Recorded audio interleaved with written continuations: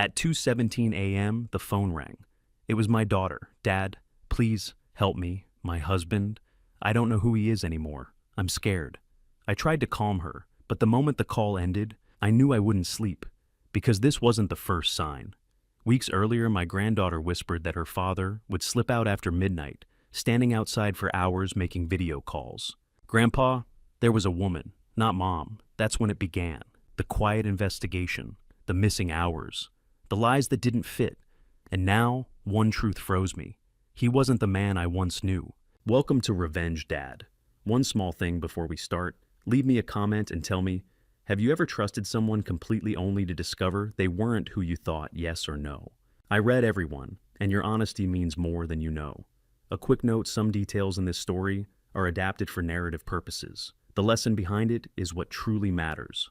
The phone rang at 2:17 a.m. on a Tuesday in November, and the sound my daughter made when I answered wasn't crying.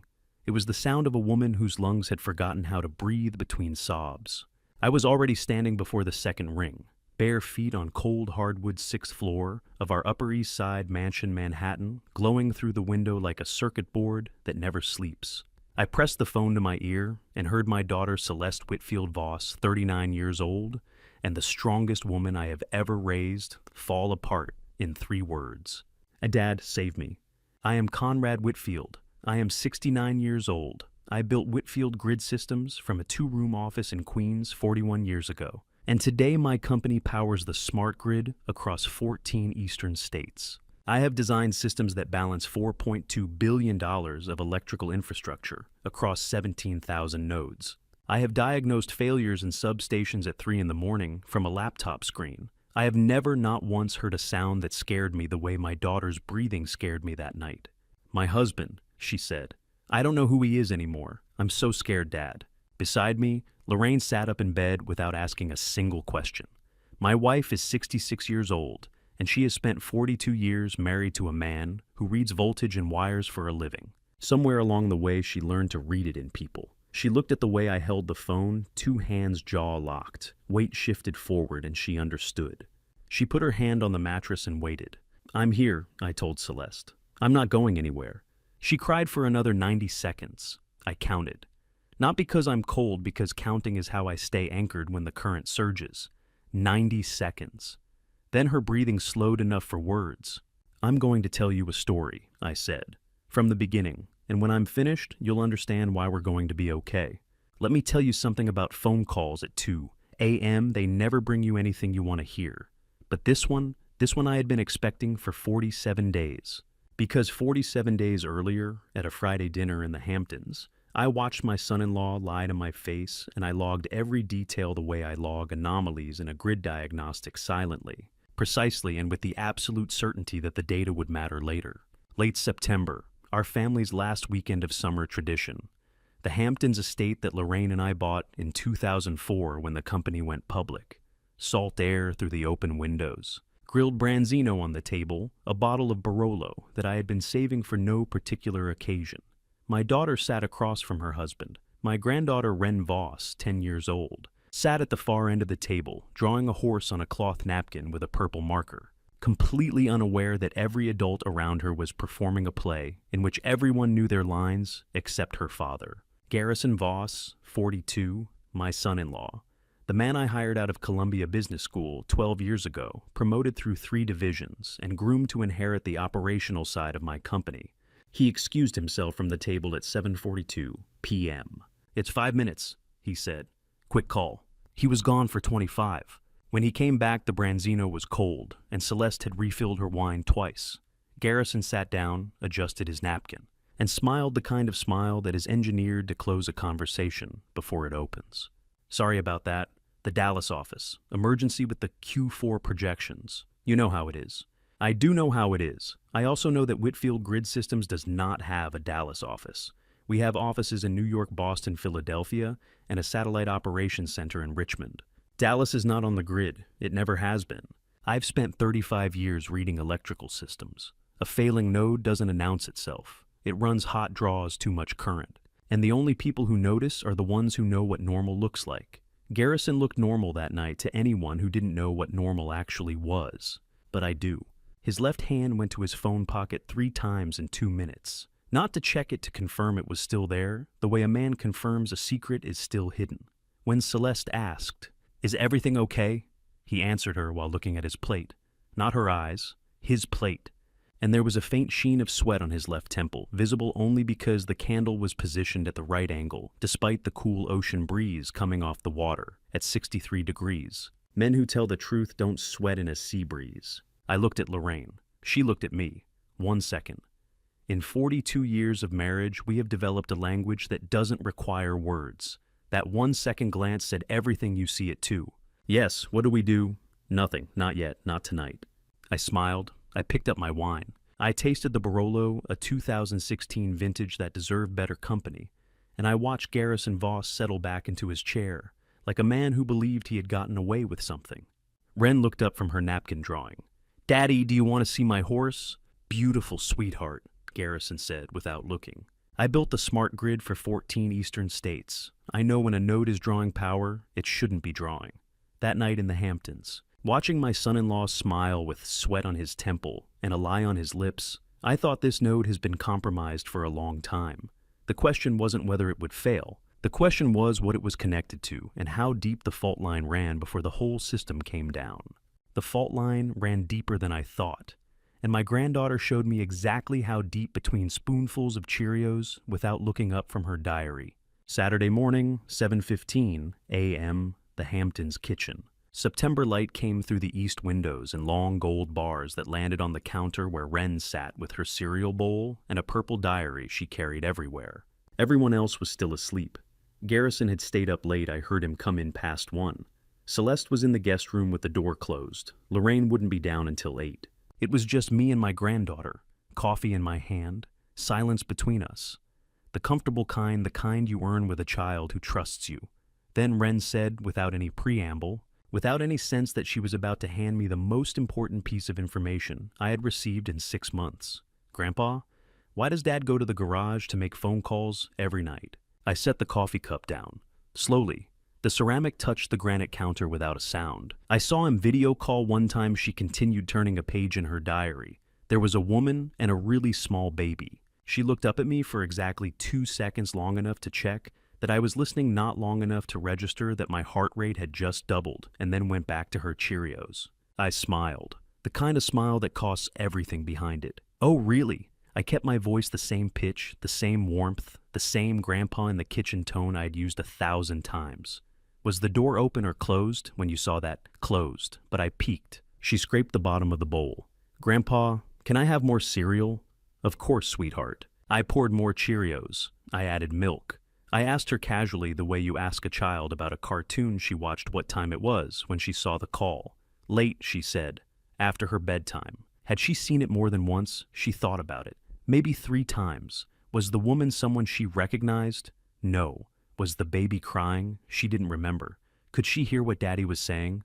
No. The door was too thick. 4 questions, 4 answers, each one a data point, clicking into a diagnostic I had been running in the back of my mind since spring. Have you ever had a child tell you something so devastating that the hardest part wasn't hearing it? It was making sure your face didn't change.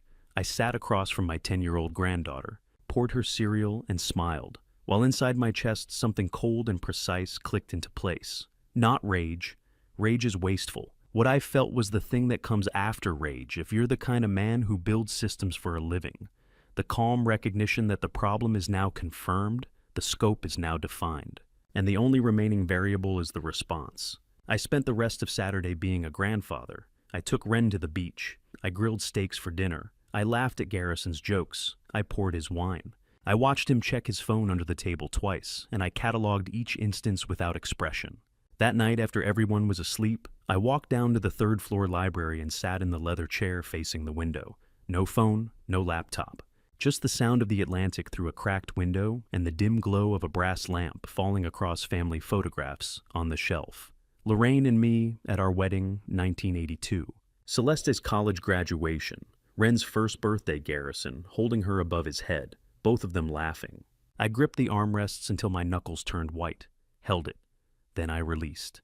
In 35 years of building power systems, I've learned that the moment you discover a fault in the grid, You don't shut everything down. You isolate the damaged section, you reroute the load, and you keep the lights on for every person who depends on you, even when the part that's failing is the part you trusted most. I sat in that chair for 2 hours. The ocean didn't stop.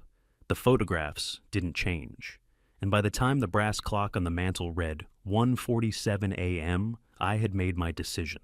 At 3 a.m., Sunday morning, I picked up my phone and called Sterling Prescott.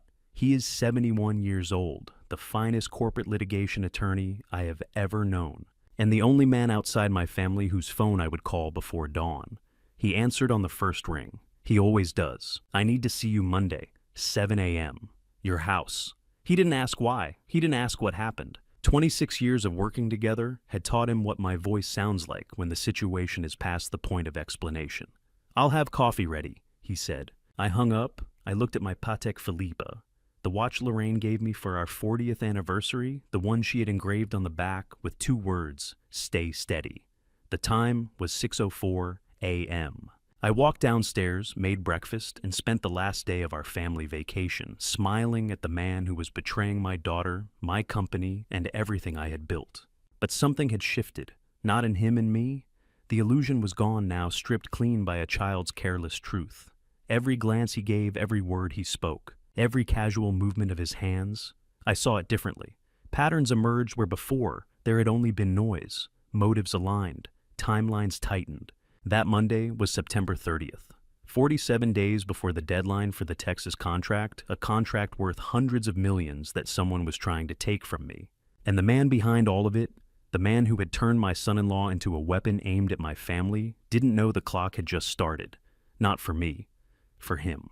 The clock started ticking on a Monday, and the first person I told was a man who had spent 20 years putting people in prison for doing exactly what I suspected my son-in-law was doing. Sterling Prescott, 67 years old.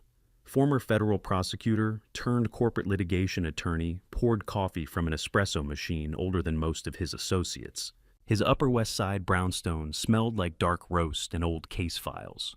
Dawn light came through the tall windows in pale sheets.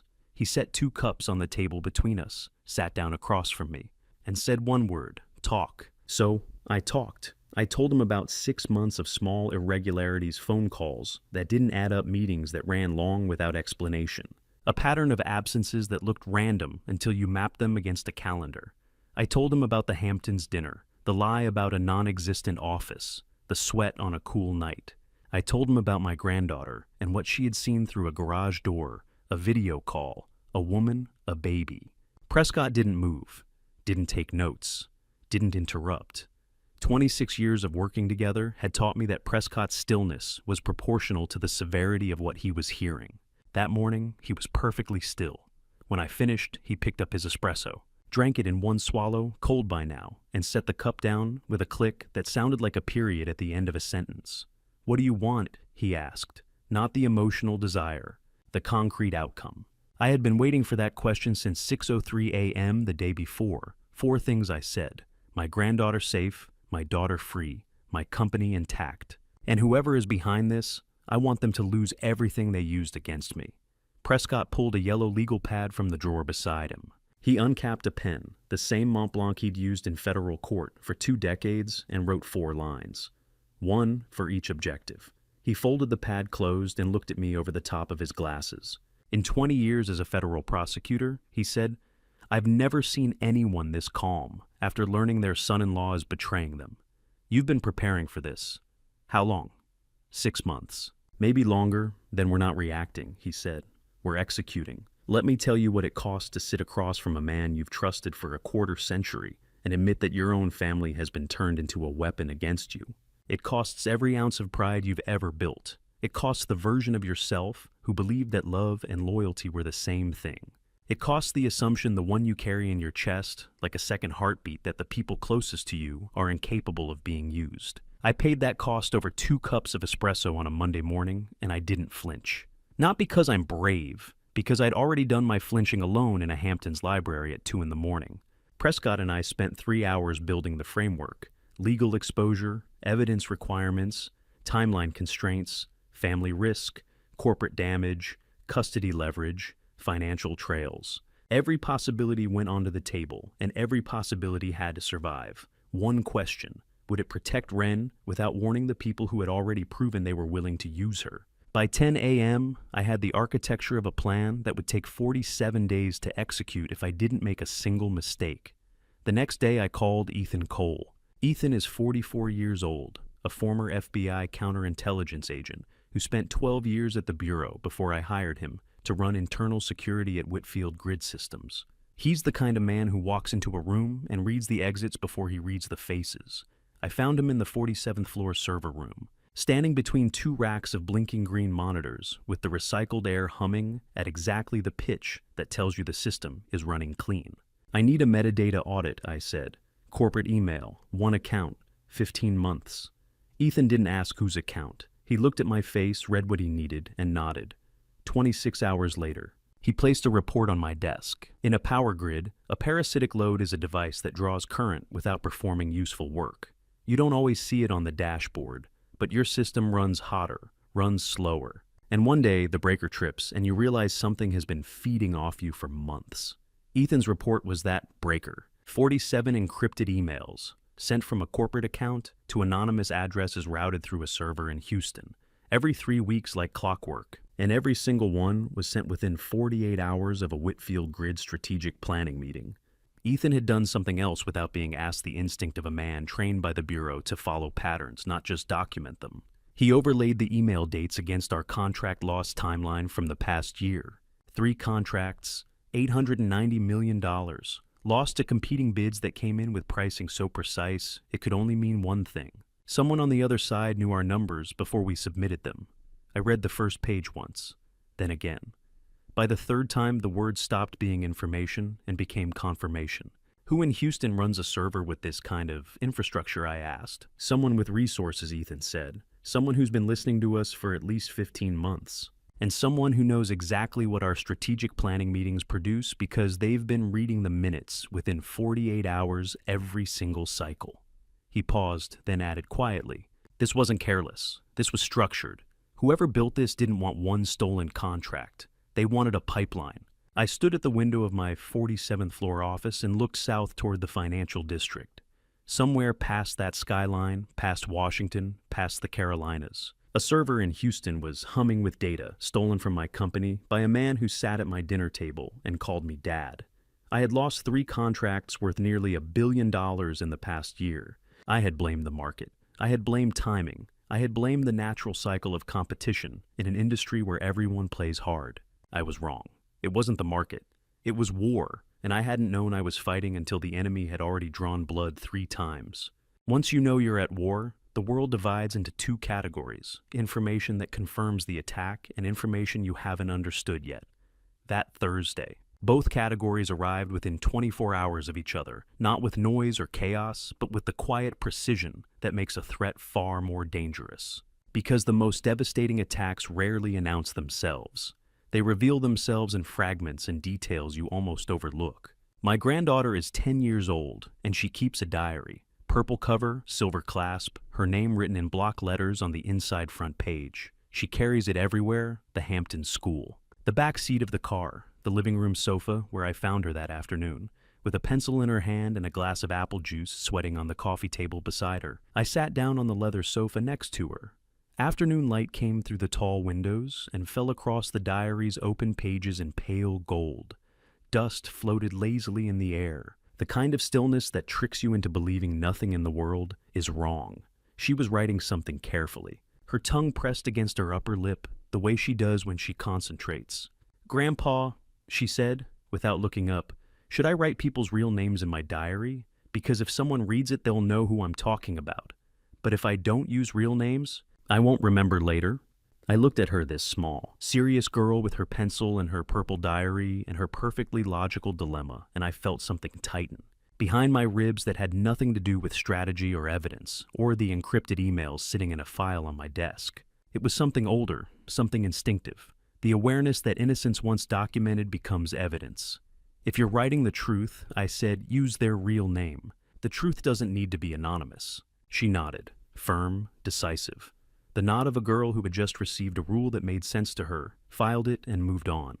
She went back to writing. I watched her pencil move across the page, and I thought she's building a record of the world as she understands it. She doesn't know that her observations about late-night garage calls and women with babies are anything more than interesting things that happened. She doesn't know that someday, maybe soon, the dates and names in that purple diary might matter in ways neither of us can predict, or that those small details could become the difference between truth and a perfectly constructed lie. Have you ever watched a child write in a diary and thought she's constructing the only version of events that no one thought to tamper with? I had war rooms and forensic audits and a former federal prosecutor on retainer. And a 10-year-old girl with a purple pencil was doing exactly what I was doing, recording the truth before someone could rewrite it. I made her a second cup of apple juice. We sat together for another 20 minutes. She showed me a drawing of our cat. We don't have a cat, which she informed me we should fix immediately, and then Celeste came to take her home. I kissed Ren's forehead at the door. She clutched the diary against her chest like a shield, as if she already understood its value, even if she couldn't yet name it. The next afternoon, the second category arrived colder, sharper, and far less innocent. Friday, October 4th, 2:23 p.m. I was standing at my corner office window on the 47th floor, coffee in hand, watching the elevator bank through the glass partition. The doors opened and Ethan stepped out. His phone was already at his ear. He stood in the corridor between the elevator and my office, 20 feet of open space, visible through floor-to-ceiling glass, and listened. 90 seconds, I counted. Not casually, not out of boredom, but with the quiet precision of a man who knows that time is often the first anomaly. His expression didn't change. Not a twitch, not a blink, not a shift in posture. He hung up, slid the phone into his jacket pocket, and walked into my office as if nothing had happened. "Weekly perimeter audit is clean," he said. "No anomalies on the server access log since Tuesday. Routine. Professional. Exactly the briefing I would expect from a man I'd trusted for 8 years. Except, I had seen the screen of his phone for half a second as he raised it to his ear, and the area code was 713, Houston. I've trusted Ethan Cole for 8 years. He redesigned our entire internal security architecture. He has access to every server, every access log, every encrypted file in the building. But in my industry, trust is not a feeling. It's a load-bearing calculation, and every calculation requires periodic testing under stress. I didn't ask about the call. I didn't mention the area code. I didn't let my eyes move to his phone pocket or my voice shift by a single degree. I sat behind my desk, listened to his briefing, asked 2 routine follow-up questions about the firewall update, and thanked him. Here is what I was thinking. If Ethan is compromised confronting him, now alerts whoever is on the other end of that Houston line. The enemy learns I'm watching. The leaks get sealed, not fixed. Sealed, and the evidence goes underground where I can't reach it. If Ethan is loyal, if that call was personal or unrelated, or part of something I don't yet understand, then questioning him insults a man who has earned my trust through 8 years of flawless work. Either way, the protocol is the same. You don't pull a suspect cable until you've traced which circuit it feeds. Ethan left my office at 2:41 p.m. I watched him walk back to the elevator, shoulders straight, pace steady. The posture of a man with nothing to hide, or a man trained to appear exactly that way. I noted 3 things in my mental log that Friday evening Houston area code. 90 seconds. 0 expression change. I didn't write them down. I didn't call Prescott. I filed them the way I file every anomaly in a system I built, carefully, silently, and with the understanding that the answer would either vindicate the most trusted man on my team or reveal the price someone had put on his loyalty. And I was willing to wait. Because patience is not passivity. Patience is the decision to let the data accumulate until the pattern is undeniable and then act with the full weight of certainty instead of the recklessness of suspicion.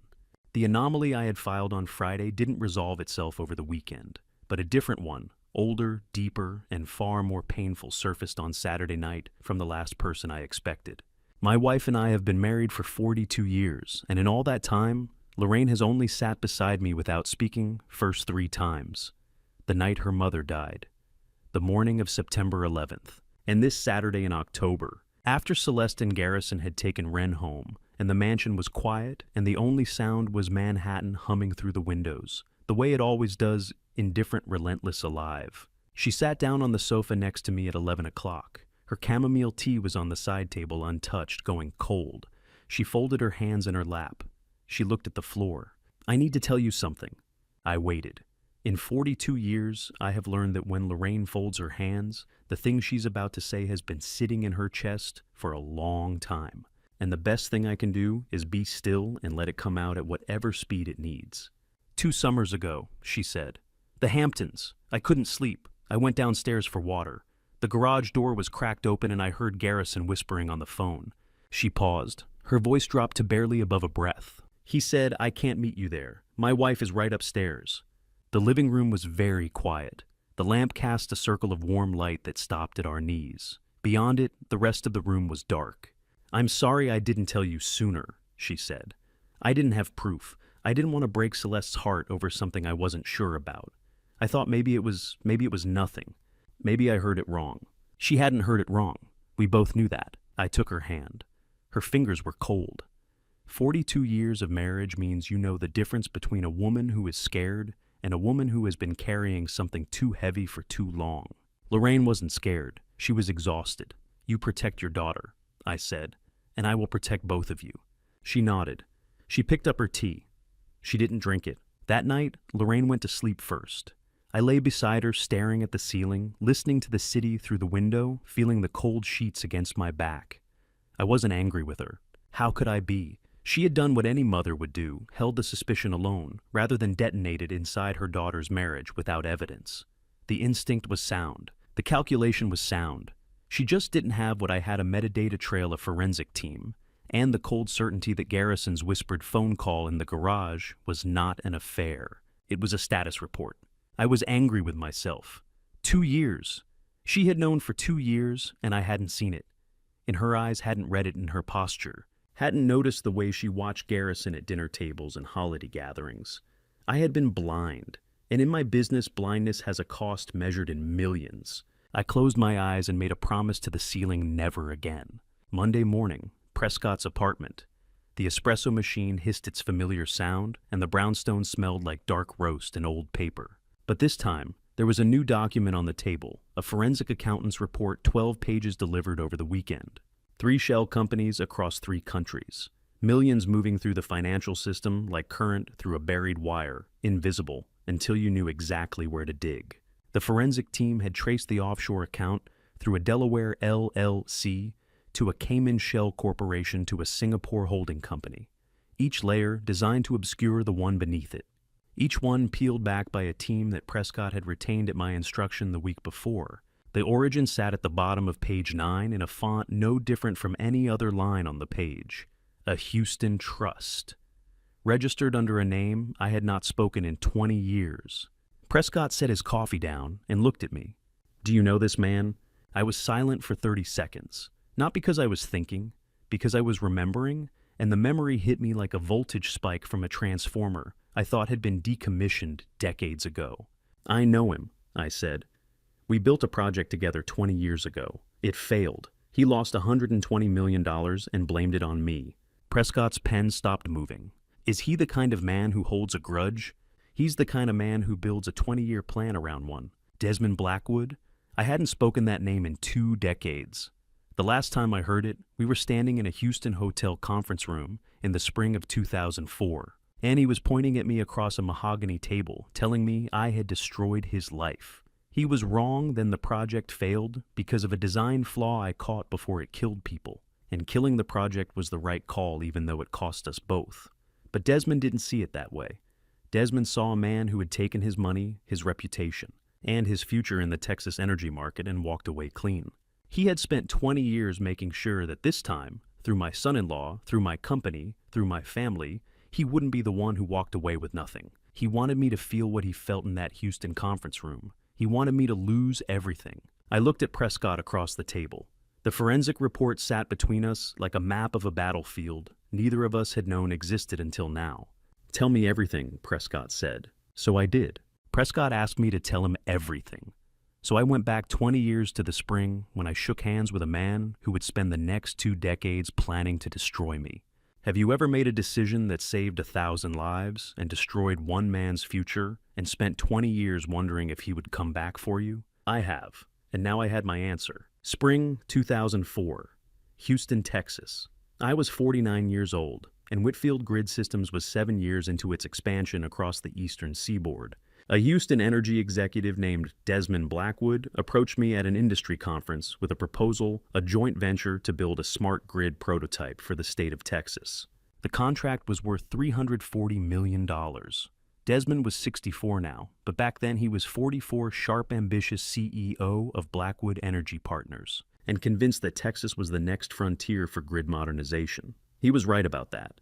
He was wrong about nearly everything else. Desmond put in $120 million of his family's capital. I invested $40 million of mine. We assembled a joint engineering team, leased office space in downtown Houston, and spent 4 months designing the architecture for a grid that would power 4 million homes across Central and South Texas. 6 months in, my engineering team found the flaw. It was in the low distribution architecture, a cascading vulnerability in the way the system balanced demand across substations during peak usage. Under normal conditions, the grid would perform flawlessly. Under stress, a heat wave, a cold snap, any event that pushed demand past 87% capacity, the system would cascade fail. Substations would trip in sequence like dominoes. 4 million homes would go dark, and depending on the season, people would die. I ran the simulations 3 times. I brought in 2 independent consultants. The flaw was structural. It couldn't be patched. It had to be redesigned from the foundation, which meant killing the project, returning the state's funding commitment, and absorbing the losses. I made the call. I lost $40 million. Desmond lost $120 million, his family's confidence and his reputation in the Texas energy market. The project's collapse made industry news for a week and then disappeared, the way failed ventures do when nobody dies and nobody goes to jail. But Desmond didn't disappear. Let me tell you what happens when you stop a project that would have failed catastrophically. The people you saved never know your name. The 4 million homeowners who would have lost power during a Texas summer never sent a thank you note. The engineers who would have been blamed for the cascade failure never knew how close they came. But the man who lost his money, he remembers your name every single day. He wakes up with it. He goes to sleep with it. And if he's the kind of man Desmond Blackwood is, he spends 20 years turning that name into a target. I told Prescott all of this in his study on an October morning, while the espresso went cold and the wall clock ticked through 2 hours without either of us noticing. Prescott wrote 3 pages of notes. When I finished, he set down his pen and leaned back. The forensic team found something else, he said. The money flowing through those shell companies, the offshore account, the payments to Garrison, there's no return channel. No profit mechanism, no revenue stream flowing back to Blackwood. I waited. He's not trying to steal your technology, Prescott said. He's not trying to make money. He's spending millions to destroy you. And a man who doesn't care about profit is the most dangerous kind of enemy because there's no number that makes him stop. I already knew that. I had known it since 2004, standing in a Houston conference room with grid blueprints spread across a mahogany table. Watching Desmond point at me and say words I can still hear 20 years later. You destroyed me. You took my money, my name, and my future in this market, and you walked away clean. He was wrong. The project failed because of a design flaw that would have killed people. Killing it was the right call. I would make the same decision today. But Desmond didn't see a man who saved 4 million homes from a blackout. He saw a man who had sabotaged him deliberately to take the Texas market for himself. And a man who believes he's been cheated doesn't need proof. He needs time. 20 years of time. Desmond Blackwood didn't attack my grid from the outside. An external assault would have triggered every security protocol I'd built, firewalls, monitoring systems, access controls designed to detect exactly the kind of intrusion a competitor might attempt. He knew that. He knew it because he'd watched me build those systems in 2004, sat in the same engineering meetings, studied the same architecture diagrams. He knew my defenses because he'd been inside them once. So he found the one cable I never thought to monitor, the one connection I never stress tested, the one node in my entire system that I had welcomed through the front door, given a seat at the family table, and trusted with my daughter's future. My son-in-law, Prescott, looked at me across the table. The forensic report sat between us. The espresso was cold. The clock read 11:47 a.m., and neither of us had moved in an hour. "What do you want to do?" he asked. "I want to do what I should have done in 2004, I said. Finish it. But this time, I'm not just going to stop the project. I'm going to dismantle the man who built it. Prescott nodded. He picked up his pen. And for the first time in 20 years, the name Desmond Blackwood was not a memory. It was an objective. Dismantling a man requires knowing what he thinks he owns. And the first thing I needed Desmond to believe he owned was my technology. Ethan Cole placed a single sheet of paper on my desk. The next morning, a server access log with 3 dates circled in red and waited for me to smile. I did. 3 downloads, Ethan said. 847 files. He accessed the Core Grid R&D package on July 12th, August 29th, and September 18th. Each time within 48 hours of a planning meeting, each time using credentials that should have been restricted to senior engineering staff. Ethan stood in the server room doorway with green lights blinking behind him and the hum of the building's infrastructure vibrating through the floor. He was waiting for outrage. He got something else. Do you remember when I asked you to create a secondary R&D partition 8 months ago? I said. Ethan nodded slowly.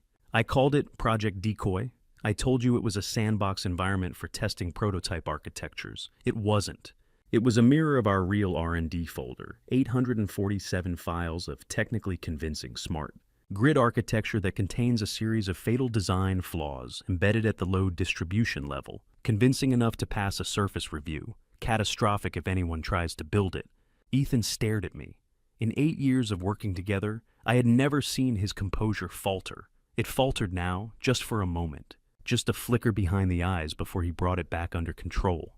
You built a trap, he said, 8 months ago, when the first suspicions formed, before I had proof, before the Hamptons, before any of this. And Garrison has been stealing from the trap the entire time. Every byte he sent to Houston is designed to fail. The man on the other end, and now we know his name, is sitting in a corner office right now, believing he has the keys to my company. He's holding a blueprint that will collapse the moment anyone tries to build from it. Ethan was quiet for 10 seconds. Then he said something I didn't expect. You didn't tell me. No. Why? Because 8 months ago, I didn't know who was compromised and who wasn't. I couldn't afford to trust anyone, including you. He absorbed that. He didn't like it, but he understood it. Because Ethan Cole spent 12 years at the FBI, and he knows that operational security sometimes means the people you trust most are the last to know. There's a particular kind of satisfaction in knowing your enemy spent months stealing something you built specifically for him to steal. But, let me be clear, satisfaction is not the same as safety. Desmond had my fake technology, but he also had my son-in-law. And the next piece of intelligence that landed on Prescott's desk the following day proved that Desmond's grip on Garrison went far deeper than corporate espionage. October 10th, Prescott's apartment. A private investigator's report sat on the table between us, 43 pages bound in a manila folder, with a red confidential stamp that Prescott's firm used for cases involving potential criminal referral. The woman's name was Tatiana Frost, 34 years old. Recruited by Desmond's organization 18 months earlier, paid $180,000 through a subsidiary of Blackwood Energy to approach Garrison at an industry event in Chicago, initiate a relationship, and create a dependency that would ensure his continued cooperation. The relationship, the late-night video calls Wren had witnessed through the garage door, the woman with the baby, and the child, I asked. Prescott turned to page 31 of the report. A DNA analysis obtained through legal discovery channels. Not Garrison's, he said. The biological father is a former Blackwood Energy field technician named Reed Holloway. The entire thing was manufactured, the approach, the relationship, the pregnancy. Garrison was trapped before he knew there was a trap. Reed Holloway, a name that appeared nowhere else in our investigation. A man who existed only as a line on a DNA report the real father of a child that Desmond had used as a chain around my son-in-law's neck. I sat in Prescott's leather chair, and I felt something I hadn't expected to feel, pity. Not forgiveness, pity. My son-in-law isn't a good man. He stole from my company. He lied to my daughter. He betrayed every trust I placed in him over 12 years. But standing in that apartment, reading about the woman who was paid to seduce him, and the child who was staged to imprison him, I thought, he's not entirely evil either. He's weak. And Desmond Blackwood is very, very good at finding weak people. Desmond hadn't just recruited a spy. He had manufactured a human cage, a fake relationship, a fake child, a fake future, and locked Garrison inside it so completely that the only way out was to keep stealing, keep lying, keep betraying the family that trusted him.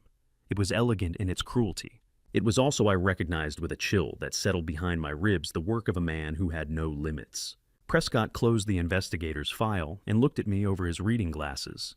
"Yes, this isn't corporate espionage anymore," he said. "This is a man who spent $180,000 to manufacture a human being's entire emotional reality. A fake relationship, a fake child, a fake future, just to own your son-in-law. What do you think he'll do when he finds out the technology is fake too?" I didn't answer, because the answer was the reason I hadn't slept in 5 days. Desmond Blackwood wasn't fighting for money. He wasn't fighting for market share. He was fighting because 20 years ago, I took something from him that no amount of money could replace: his belief that he was the smartest man in the room. And a man like that doesn't stop when the plan fails. He escalates. The question wasn't whether Desmond would discover the trap. The question was what he would burn on the way down. What Desmond would burn and when was a question I couldn't answer yet. But on October 12th, while I was still calculating his next move, my daughter found the fire on her own. She found out the truth about her husband the way most people find out the truth about anything. Not when they go looking for it, but when it appears on a screen they weren't supposed to see. At a moment no one planned, October 12th, a Saturday evening. Garrison was in the bathroom, shower running. His phone was on the bed face up, because men who are careless about one thing are usually careless about everything. It buzzed once. Celeste glanced at it the way you glance at anything that makes a sound in a quiet room. The sender line read TF. The preview text read, "My baby and I need to see you."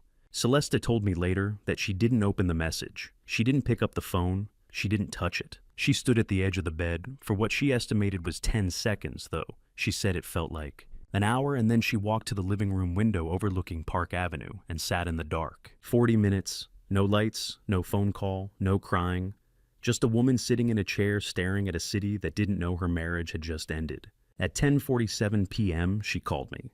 3 words, "Dad, I know." Her voice was steady, hollow like a pipe that's been emptied of everything it was designed to carry, but steady. She didn't cry. That scared me more than the crying would have, because tears mean the body is processing grief, and silence means it hasn't started yet. "Come to the house tomorrow morning," I said, "early, before he wakes up." "Okay." "Celeste." "Yes." "Don't say anything to him tonight. Not a word. Can you do that?" 4 seconds of silence. Then, "I've been sleeping next to a stranger for months, Dad. One more night won't kill me. Let me tell you what my daughter did that night." She hung up the phone. She went back to the bedroom. She climbed into bed beside a man she now knew was lying to her about everything, and she closed her eyes and pretended to sleep until his breathing changed and she knew he was unconscious. She lay in the dark for hours listening to him breathe, the man she had married, the father of her child, the person she had trusted with her entire life, and she didn't make a sound. That composure, that refusal to break, told me more about who my daughter had become than anything I had ever taught her. She arrived at the mansion at 6:15 the next morning. October, chill in the air, the first real cold of autumn. I had coffee ready. She didn't drink it. She sat at the kitchen island with her hands flat on the marble and looked at me with eyes that had spent the night burning through every assumption she had ever made about her husband. "Tell me everything," she said. So I did. I told her it wasn't just an affair. I told her about the encrypted emails routed through Houston. I told her about the offshore account millions funneled through shell companies. I told her about the man in Houston who had spent 20 years building this attack. And I told her about the woman that she was planted, recruited, paid, that the child wasn't Garrison's, that the entire relationship was manufactured to trap him. Celeste listened without interruption. Her hands stayed flat on the marble. Her jaw was set. Her eyes didn't leave mine. When I finished, the kitchen was very quiet. The coffee machine had cycled off. October light came through the east windows in long, thin bars. She asked one question. "What do you need me to do? Could you do it? Could you sleep in the same bed as someone who sold your father's company to his worst enemy? Smile over breakfast. Ask about their day. Kiss your daughter goodnight beside them for 4 weeks because the plan requires it.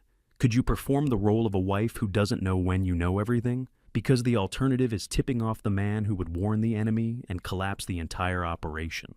Live normally," I said. 4 weeks. Don't let him see that anything has changed. Don't alter your routine. Don't search his phone. Don't confront him. 4 weeks, and then it will be over. She looked at me for a long time. Not at my words at me, reading my face the way Lorraine reads it. The way women in my family have learned to read the faces of men who build systems and hide their feelings inside engineering metaphors. 4 weeks, she said. She nodded once. The nod was her mother's firm final, the kind that closes a door and doesn't look back. I put my hand over hers on the marble countertop. Her fingers were ice cold. She didn't pull away. We sat like that for 30 seconds, father and daughter alone in a kitchen, with a plan between us that would require her to do the hardest thing I've ever asked anyone to do. Then she stood up. She straightened her coat. She picked up her bag. "I'll see you Sunday for dinner," she said. "With him, and I will be perfect." She walked out of my kitchen and went home to her husband. She made dinner that night. She asked about his day. She bathed Wren and read her a bedtime story, and climbed into bed beside a man she now knew was a traitor, a liar, and someone else's weapon. 4 weeks of that. I had asked my daughter to be the bravest person in this entire operation, and she agreed before I finished the sentence. But what I didn't know yet was that Desmond was about to make those 4 weeks much harder than either of us had planned. Desmond made those 4 weeks harder on the 5th day by opening a second front I should have anticipated, but didn't. 5 days after Celeste agreed to live in silence, Desmond Blackwood aimed his next attack at the heartbeat of my company, the Texas Contract. And the weapon he used to do it was the same fake data I had built for him to steal. October 18th. The 47th floor conference room. Ethan stood at the screen with a Texas state grid map glowing behind him. 14 coverage zones, each one a different shade of green representing our operational footprint. Prescott sat to my left with his legal pad and his Mont Blanc, and the expression he wears when he knows the situation has escalated beyond civil litigation. 3 Texas Energy Board members contacted in the last 10 days, Ethan said. Each received a 60-page technical report alleging cascade failure risk in our smart grid architecture. The report claims our load distribution system will fail under peak demand, the exact scenario we identified and fixed in the original design 15 years ago. He paused. The source data in the report matches Project Decoy exactly. Every chart, every simulation, every failure mode projection. He's using the files Garrison stole. Prescott leaned forward. He's using our own fake data to kill the biggest contract in our history. I looked at the Texas map on the screen. The contract deadline was November 15th, 28 days away. 3 board members wavering. A 60-page technical report sitting on their desks that looked professional, looked credible, looked like the work of a legitimate competitor concerned about public safety. It was none of those things. It was a weapon built from stolen blueprints that I had designed to be stolen, and the man firing it didn't know the ammunition was blank. "He's fighting 2 fronts at once," I said. "Good, so am I. In the grid business, we call it a 2-bus fault, when failures hit 2 independent systems at the same time. A compromised employee stealing data on 1 bus. A lobby attack against your largest contract on the other. Most grids aren't built to survive a simultaneous 2-bus fault. Mine is. I designed it that way 35 years ago. And I designed my response to Desmond the same way redundant systems isolated circuits and the patience to let the fault reveal its full scope before I shut it down. Prescott asked the question that mattered. Can you counter the Texas report before the deadline?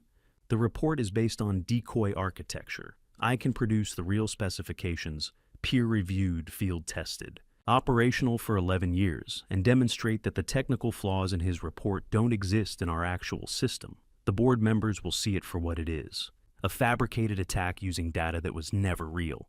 And the source? We don't name the source yet, not until we're ready to file.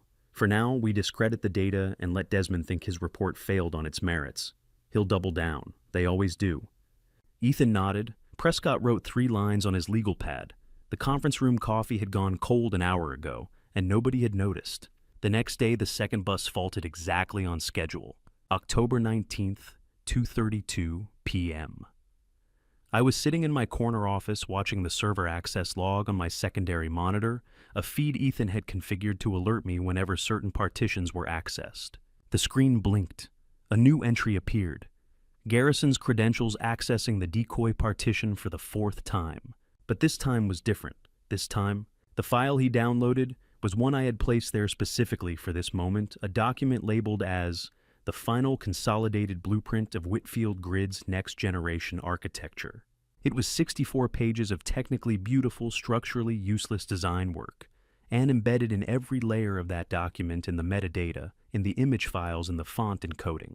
In the PDF structure itself was a tracking signature that would log every server, every inbox, and every device the file touched from the moment it left my building. Have you ever watched someone steal from you in real time and felt nothing but patience, not anger, not satisfaction, just the calm, measured awareness that every second they spend taking what they think is yours is another second of evidence you'll use to take everything that's actually theirs?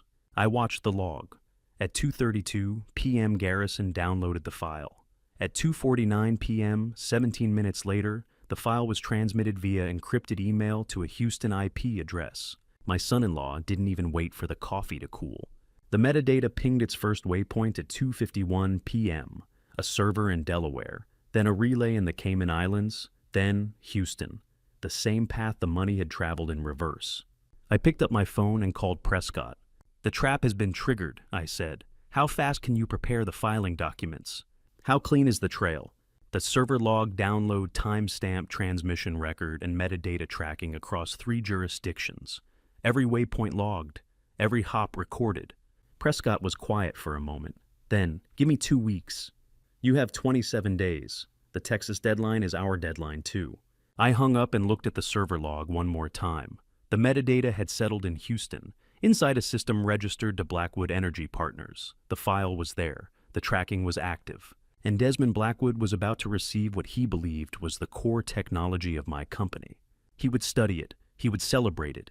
He would feed it to his lobbyists and his engineers and his lawyers, confident he finally had the weapon to end me. He didn't know that every byte of that data carried a hidden pulse, and I was tracking his every move the way I track current through a grid, silently, precisely, and with the absolute certainty that the circuit always leads back to the source. The tracking pulse was live. Every server the file touched, every inbox it landed in, every device that opened it, logged, time-stamped, mapped. Desmond was building his case against me with data I had designed to betray him. But the next piece of the puzzle didn't come from a server or a metadata trail. It came from a purple diary. How far would you go to protect your family? Would you use your 10-year-old granddaughter's words to build a legal case against her own father? I didn't have an answer on October 21st. Prescott did. He was cross-referencing the evidence timeline at his apartment, every date, every email, every server access log, pinned to a master chronology spread across his dining table. He had been at it for 6 hours when he stopped, tapped his pen against a blank space on the page, and looked up at me. "October 2nd, he said, "It's empty." "What do you mean?" "No email traffic, no phone log, no server access, no surveillance." "But you told me Garrison had a visitor at the apartment that day, someone connected to the Houston operation. I have nothing to corroborate it. If this goes to court, October 2nd is a gap the defense will drive a truck through." He paused. His pen tapped the blank date again. "Did your granddaughter write anything about a stranger visiting the house?" I knew the answer before he finished the question. I had read the entry 2 weeks earlier, sitting on the sofa beside Wren, while she drew pictures of a cat we don't have. I had turned the page and seen it, her purple pencil handwriting, slightly crooked the letters of a girl who writes carefully because she wants to remember. "A strange man came today. Dad took him into his study and wouldn't let me in." I recited it from memory. Prescott's pen stopped moving. She wrote that in her diary with a purple pencil. Sterling, my granddaughter, 10 years old. "It fills the hole," he said quietly. "It's not primary evidence, it's a corroborating timeline entry. A child's contemporaneous observation matching a date we can't cover any other way. No court will ignore it, and no grandfather should have to use it." The apartment was very quiet. Prescott's espresso had gone cold an hour ago.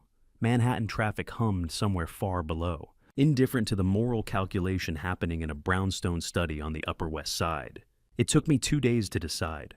I went back and forth, the engineer in me demanding the cleanest possible evidence chain, the grandfather in me recoiling from the idea of entering a child's private thoughts into a legal proceeding. Finally, I asked Wren, "Can I keep your diary safe for a while, just in case?"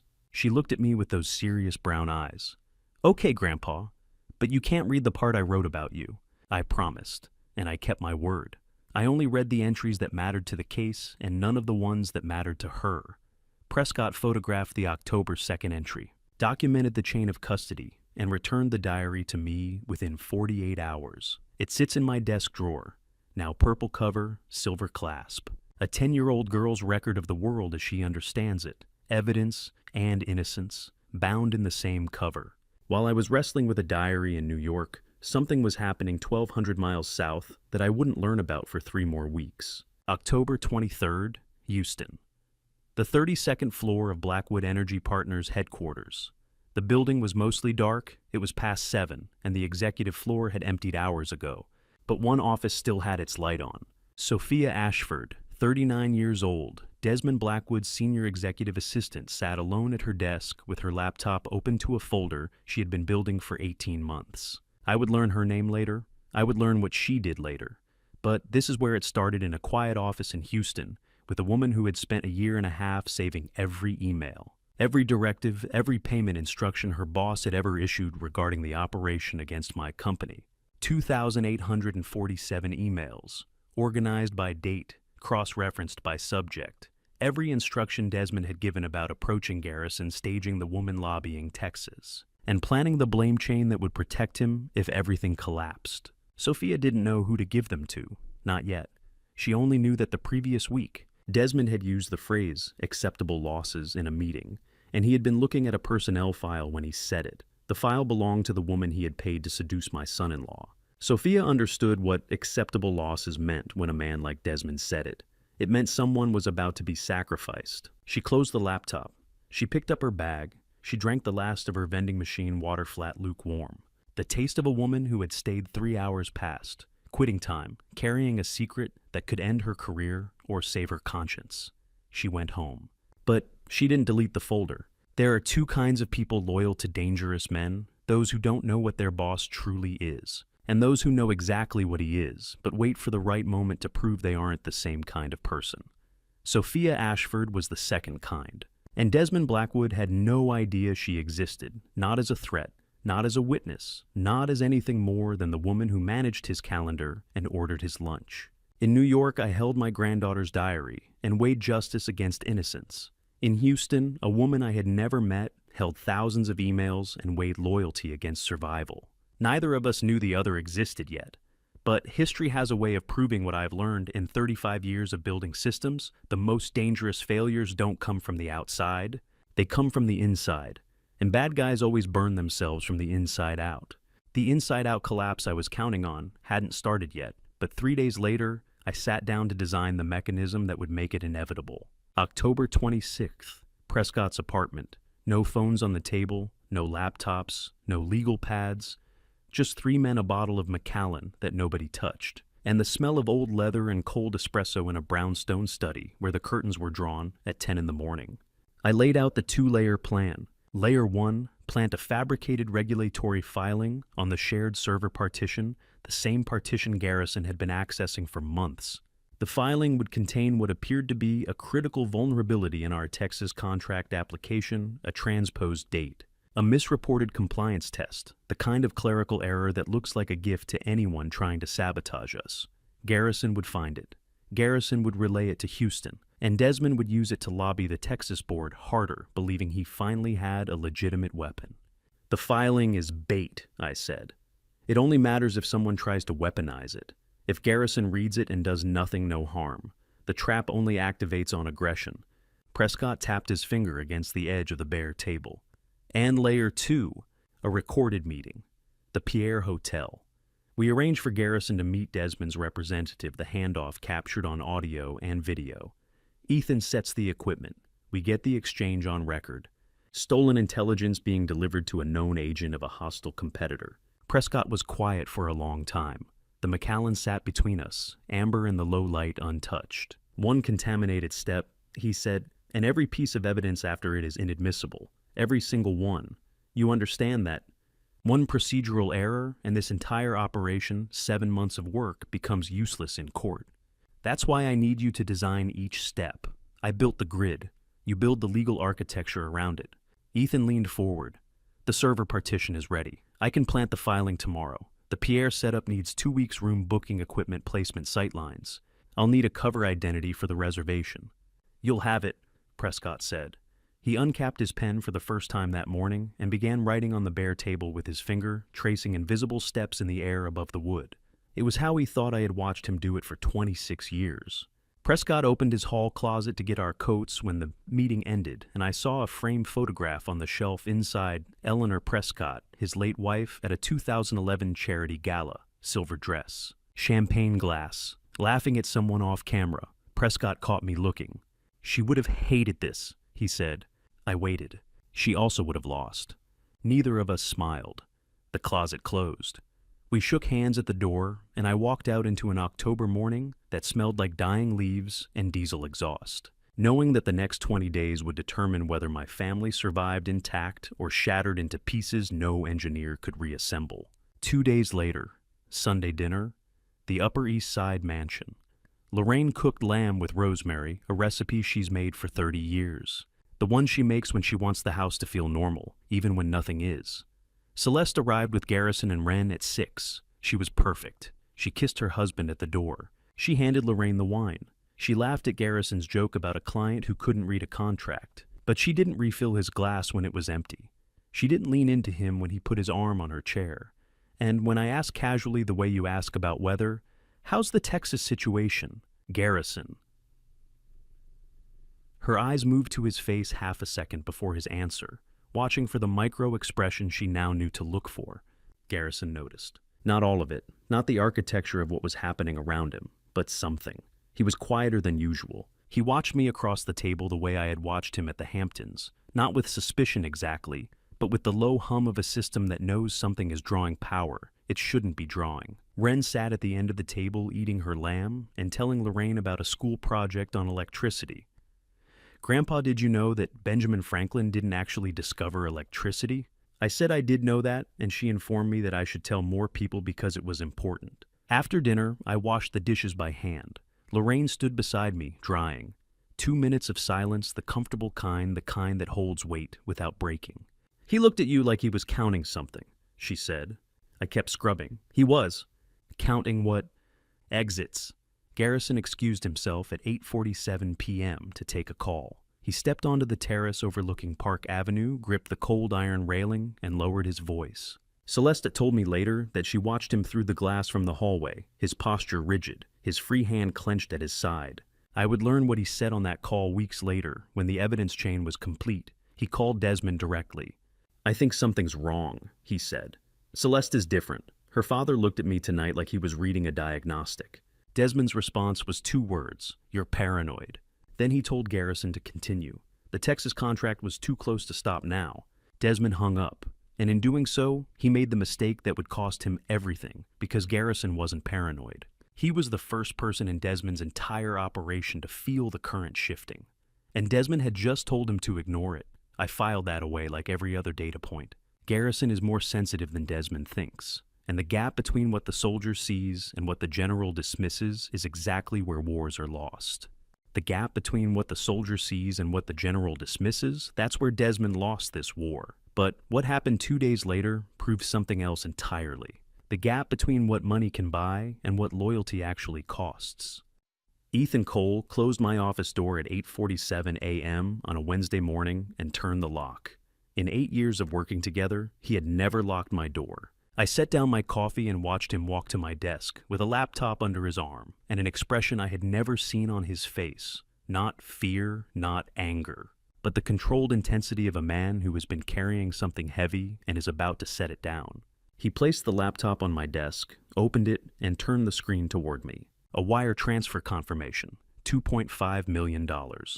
Deposited 2 days earlier from a Delaware LLC. I recognized the same shell company in the forensic chain that connected to Houston. The receiving account belonged to Ethan Cole. "They deposited it Tuesday," he said.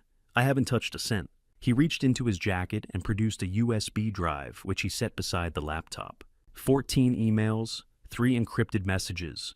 1 recorded phone call. I recorded it myself. The broker who contacted me works for Blackwood's Delaware subsidiary. On the call, he names you specifically as the target. He says the objective is to gain access to your internal security protocols and disable the server monitoring before November 15th. My hand was on the armrest of my chair. I realized I was gripping it. I let go. I need you to see how far they're willing to go, Ethan said, and I need you to know I'm not that kind of person. The office was quiet. Morning light cut through the 47th floor windows and fell across the desk between us in long white bars. The coffee I had poured 10 minutes ago sat untouched, going cold. Somewhere in the building, the HVAC system hummed at its steady 62 hertz, the frequency I had specified when we built this floor, because it matches the resonance of a properly balanced grid, and I find it calming. I did not find it calming now. You could have taken it, I said. You could have disappeared. I could have. Why didn't you? Ethan looked at me steadily. Because 21 years ago, someone I never identified paid my MIT tuition 3 weeks before classes started. The financial aid office told me it was a clerical correction. I never believed that, but I never found out who it was, and eventually I stopped looking because it didn't matter. What mattered was that someone believed I was worth investing in before I had proven anything. I've spent my career trying to be worth that investment. How much does it cost to buy a man's soul? Desmond Blackwood thought the answer was $2.5 million. But he made the same mistake every man makes. When he measures loyalty in dollars, he forgot that some debts aren't financial, they're structural. They're built into the foundation of who a person became, and no wire transfer can overwrite them. I was quiet for a long time. Then I said something I had never told anyone. It's September 2003. Your scholarship was revoked 3 weeks before classes started. You had a thesis proposal on power systems architecture that your advisor sent to 6 industry contacts. I was one of them. I read it on a Tuesday night and called the MIT financial aid office on Wednesday morning. Ethan stared at me. You thought it was a clerical correction? It wasn't. I saw a 20-year-old kid with an idea that could reshape how grids balance load across distributed networks, and I made a bet. 21 years, Ethan said. His voice was different now, lower, tighter, the voice of a man processing something that was rearranging the architecture of his own story. You let me believe it was a mistake for 21 years. I didn't pay for your loyalty, Ethan. I paid for your future. What you did with it was always yours. Ethan sat perfectly still for 11 seconds. I counted. Then he took off his glasses, pressed his thumb and forefinger against the bridge of his nose, and said nothing. The HVAC hummed. The coffee went cold. Manhattan spread out below us through the glass, 8 million people running on systems designed by men like us. People who would never know our names or care about our debts, living their lives on a grid that works, because someone somewhere made an investment nobody asked them to make. Some silences are louder than any conversation. This one said everything about the kind of man I had bet on 2 decades ago, and everything about the kind of man Desmond had just tried and failed to buy. Ethan put his glasses back on. He closed the laptop. He stood up. What do you need me to do with the evidence? Prescott, tomorrow morning, bring everything, the transfer, the emails, the recording.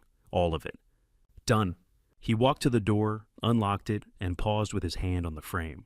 And for what it's worth, he said, without turning around, the thesis worked. The load balancing model I proposed at MIT is still running in 11 of your 14 state grids. I know, I said. That's why I made the bet. He left. The door closed. I sat alone in my office and looked at the laptop screen still glowing with a wire transfer that Desmond Blackwood had intended as a purchase. He thought he was buying a spy, someone who would gut my security systems from the inside and leave me blind before the Texas deadline. Instead, he had just handed us 14 emails, 3 encrypted messages, a recorded phone call naming me as the target, and a wire transfer receipt proving criminal intent. He had paid $2.5 million for the evidence that would end him.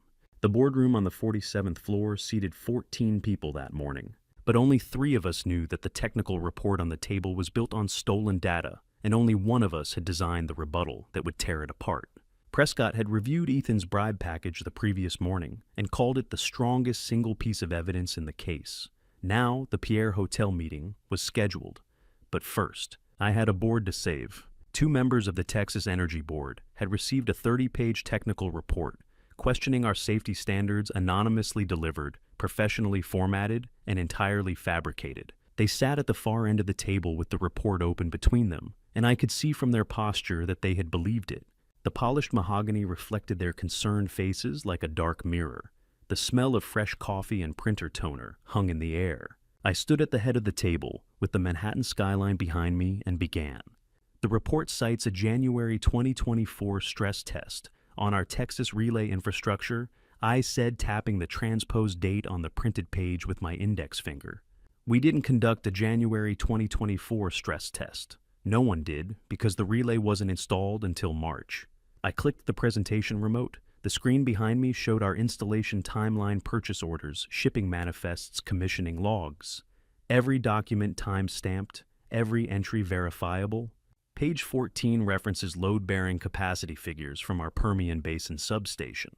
The figures are accurate to 4 decimal places because they were copied directly from our internal engineering database, but the test conditions described alongside them never existed. The ambient temperature cited was 41 degrees Fahrenheit. Our Permian Basin sensors recorded 78 degrees on every date listed. I let that sit. Coffee cooled in cups nobody was drinking. The boardroom was silent except for the low hum of the climate system and the distant percussion of Manhattan 47 floors below.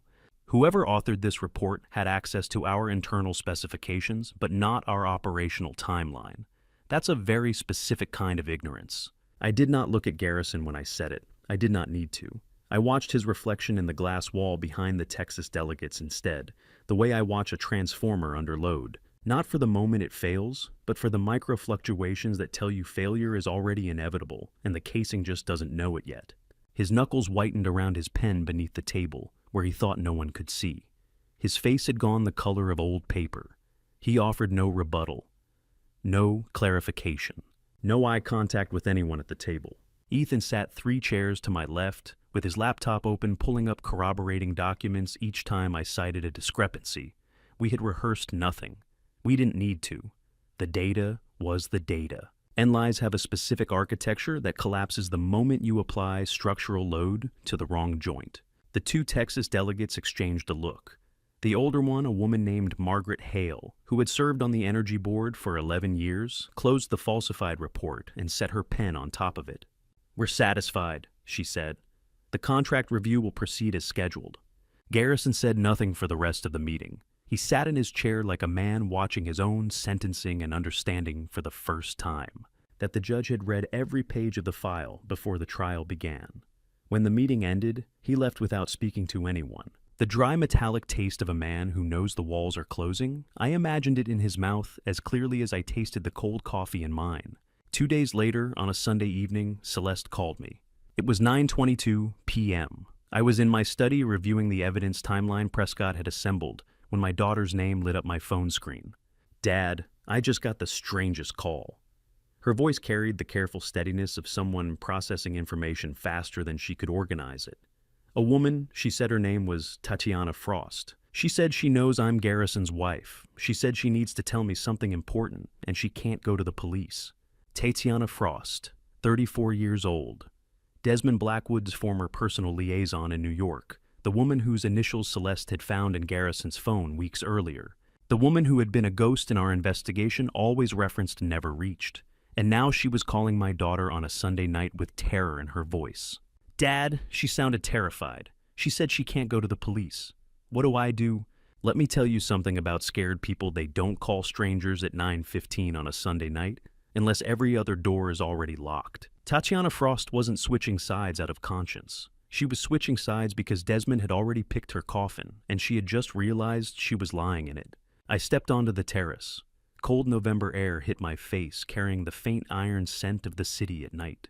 Below me, the Upper East Side stretched out an amber streetlight, quiet as a held breath. "Meet her," I said. "Listen to everything. Promise her nothing. And Celeste, don't tell her what we know. Let her tell you what she knows." Okay, I can do that." Celeste called me back at 10:40 p.m. Her voice was steady, but her breathing was wrong, too controlled the way people breathe when they're holding back something that terrifies them. I could hear her pressing the phone hard against her ear, the faint creak of pressure against the case. "Dad," she said, "Tatiana wants to meet tomorrow. She says she has documents. And Dad, she's not just scared of Desmond, she's scared of Garrison." The chamomile tea Celeste had been drinking sat abandoned on her kitchen counter, going cold the way coffee had gone cold in my boardroom 2 days earlier. 2 women in 2 rooms, both realizing that the men they had trusted were not the men they thought they knew.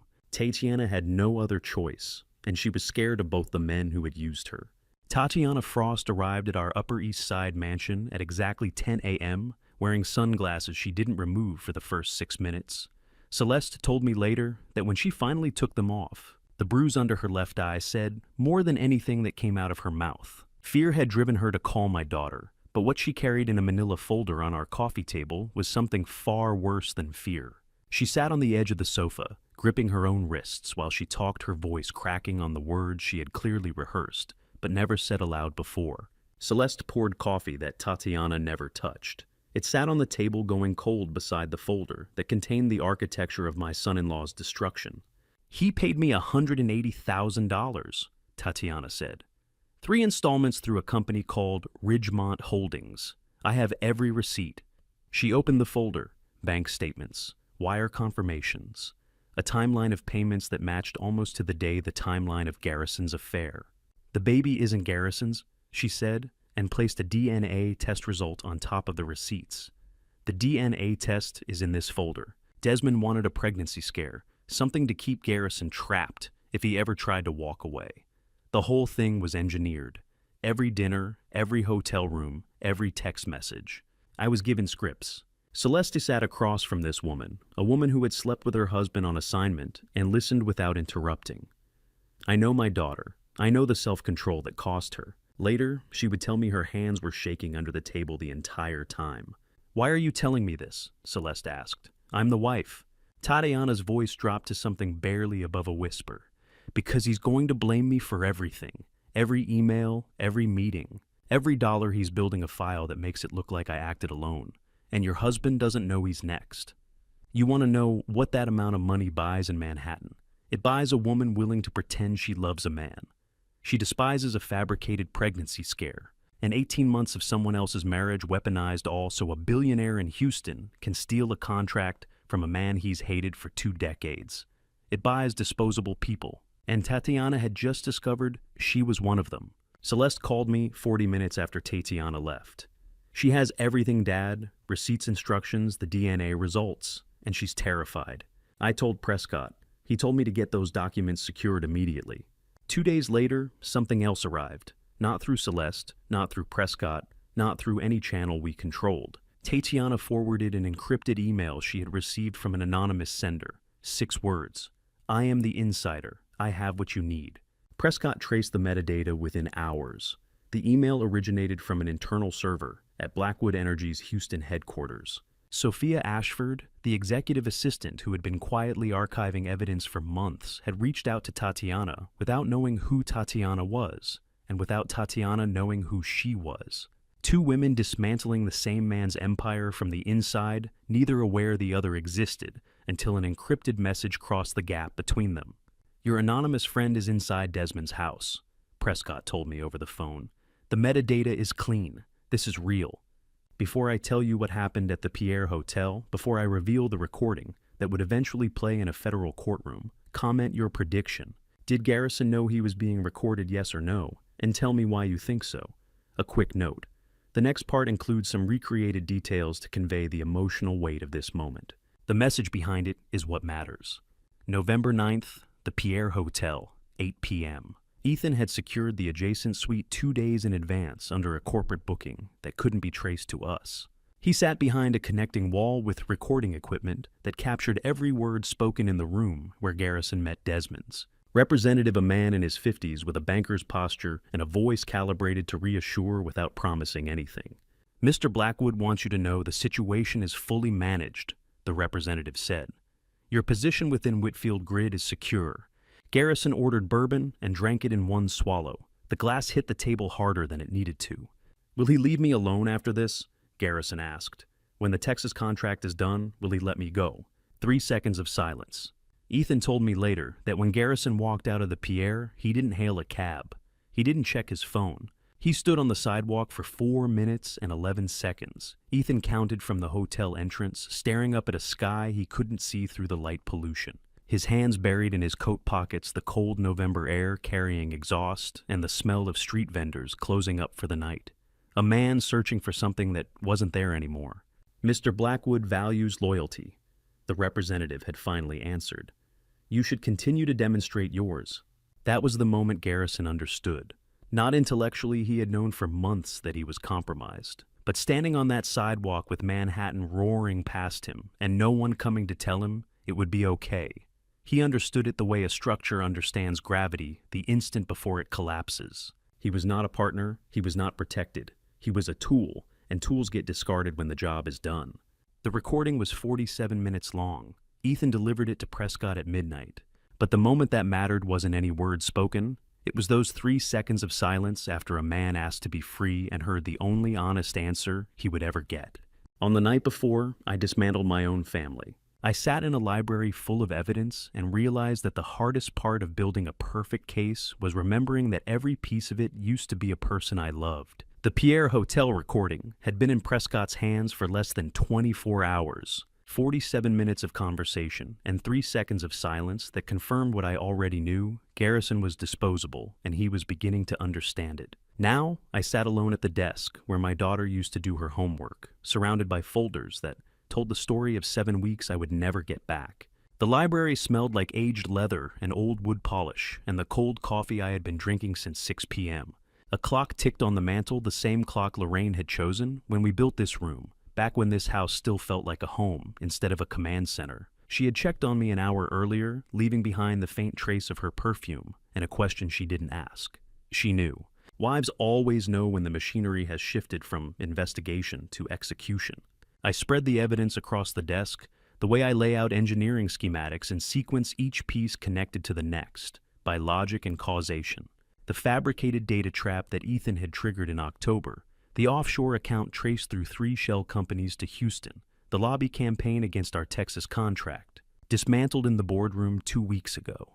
Celeste's cooperation, steady, unflinching, more costly than any dollar amount in these files.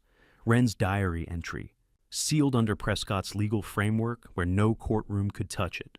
The bribe that purchased loyalty instead of betrayal. Tatiana's confession and the DNA results that proved the pregnancy was manufactured. Sophia's anonymous archive routing through encrypted channels from inside the Houston headquarters. And the recording 47 minutes of a man asking to be free and learning that freedom was never part of the arrangement. 7 weeks, 14 people, 4 cities. And it all came down to what I would write on the blank sheet of paper sitting in the center of my desk. I picked up my pen. The scratch of ink on paper sounded louder than it should have in the silence of the library. I wrote one sentence Desmond needs to reveal himself. Garrison is the bait. Do you know what it costs to build a case that will survive federal scrutiny?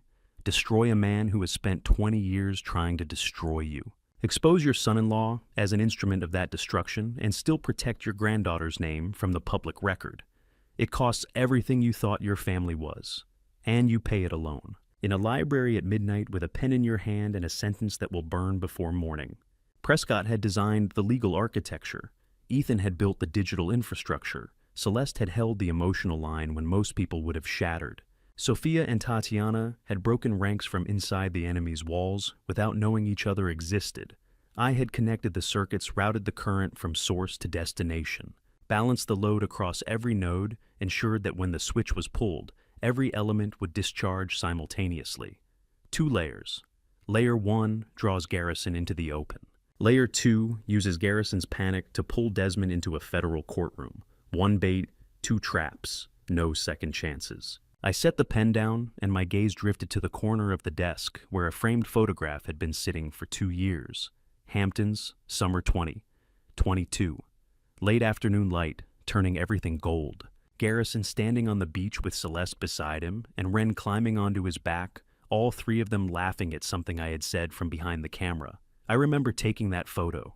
I remember thinking that my daughter had chosen well. I picked up the frame. The glass was cool against my fingers. Wren's face 5 years old in that photo. Gap-toothed and sunburned and completely certain that the man holding her was exactly who he appeared to be.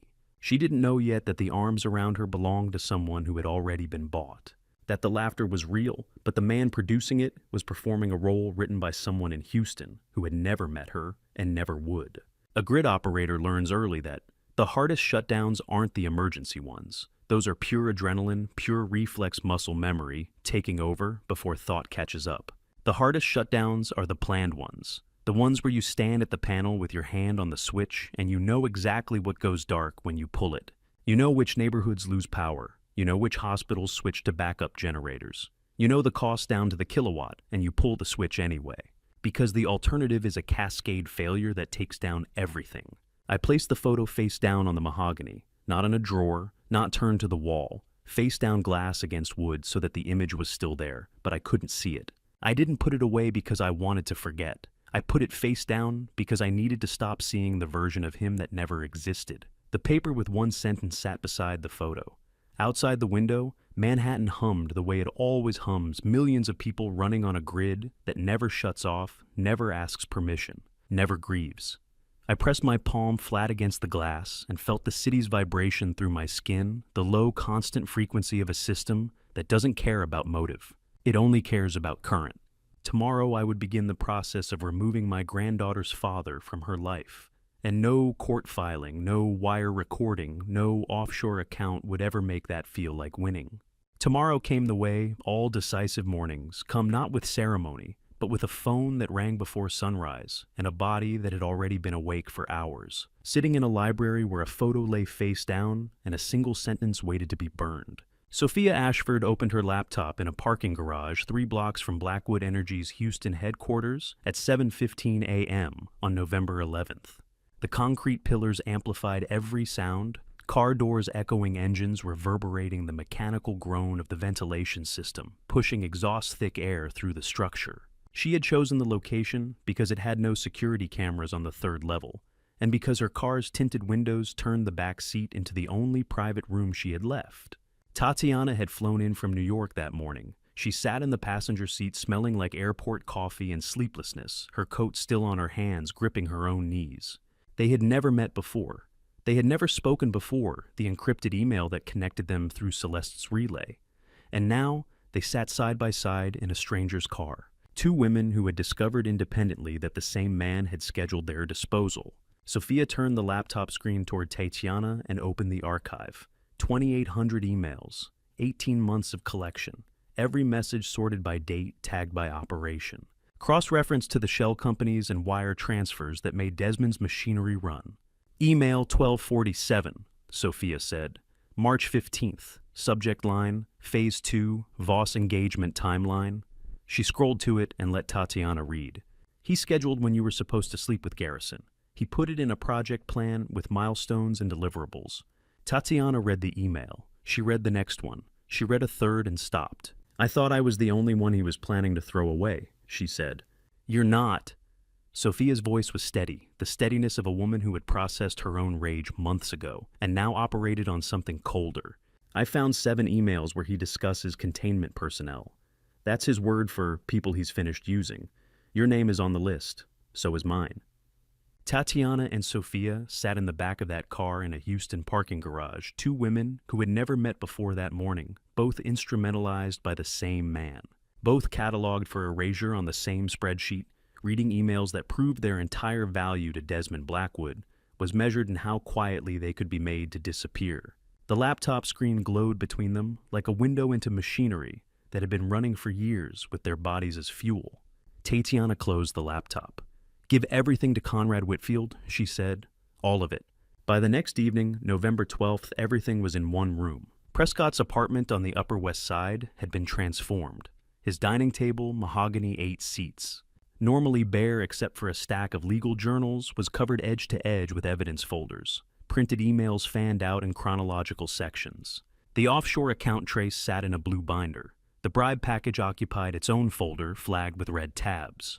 The Pierre Hotel recording rested on a USB drive beside Prescott's laptop, and the 2 women who had flown in from Houston that morning sat on a couch they had never sat on before, watching a 68-year-old attorney read their lives in 6-hour silence. Prescott reviewed everything. He read methodically, turning pages with the careful rhythm of a man who understands that every sheet of paper in front of him will eventually face a federal judge. Coffee was brewed 3 times. Chinese takeout was ordered and barely touched. Manhattan traffic hummed far below. Nobody spoke unless Prescott asked a question, and Prescott asked very few questions, because the documents answered most of them before he could. You want to know what 3 federal lawsuits look like before they're filed?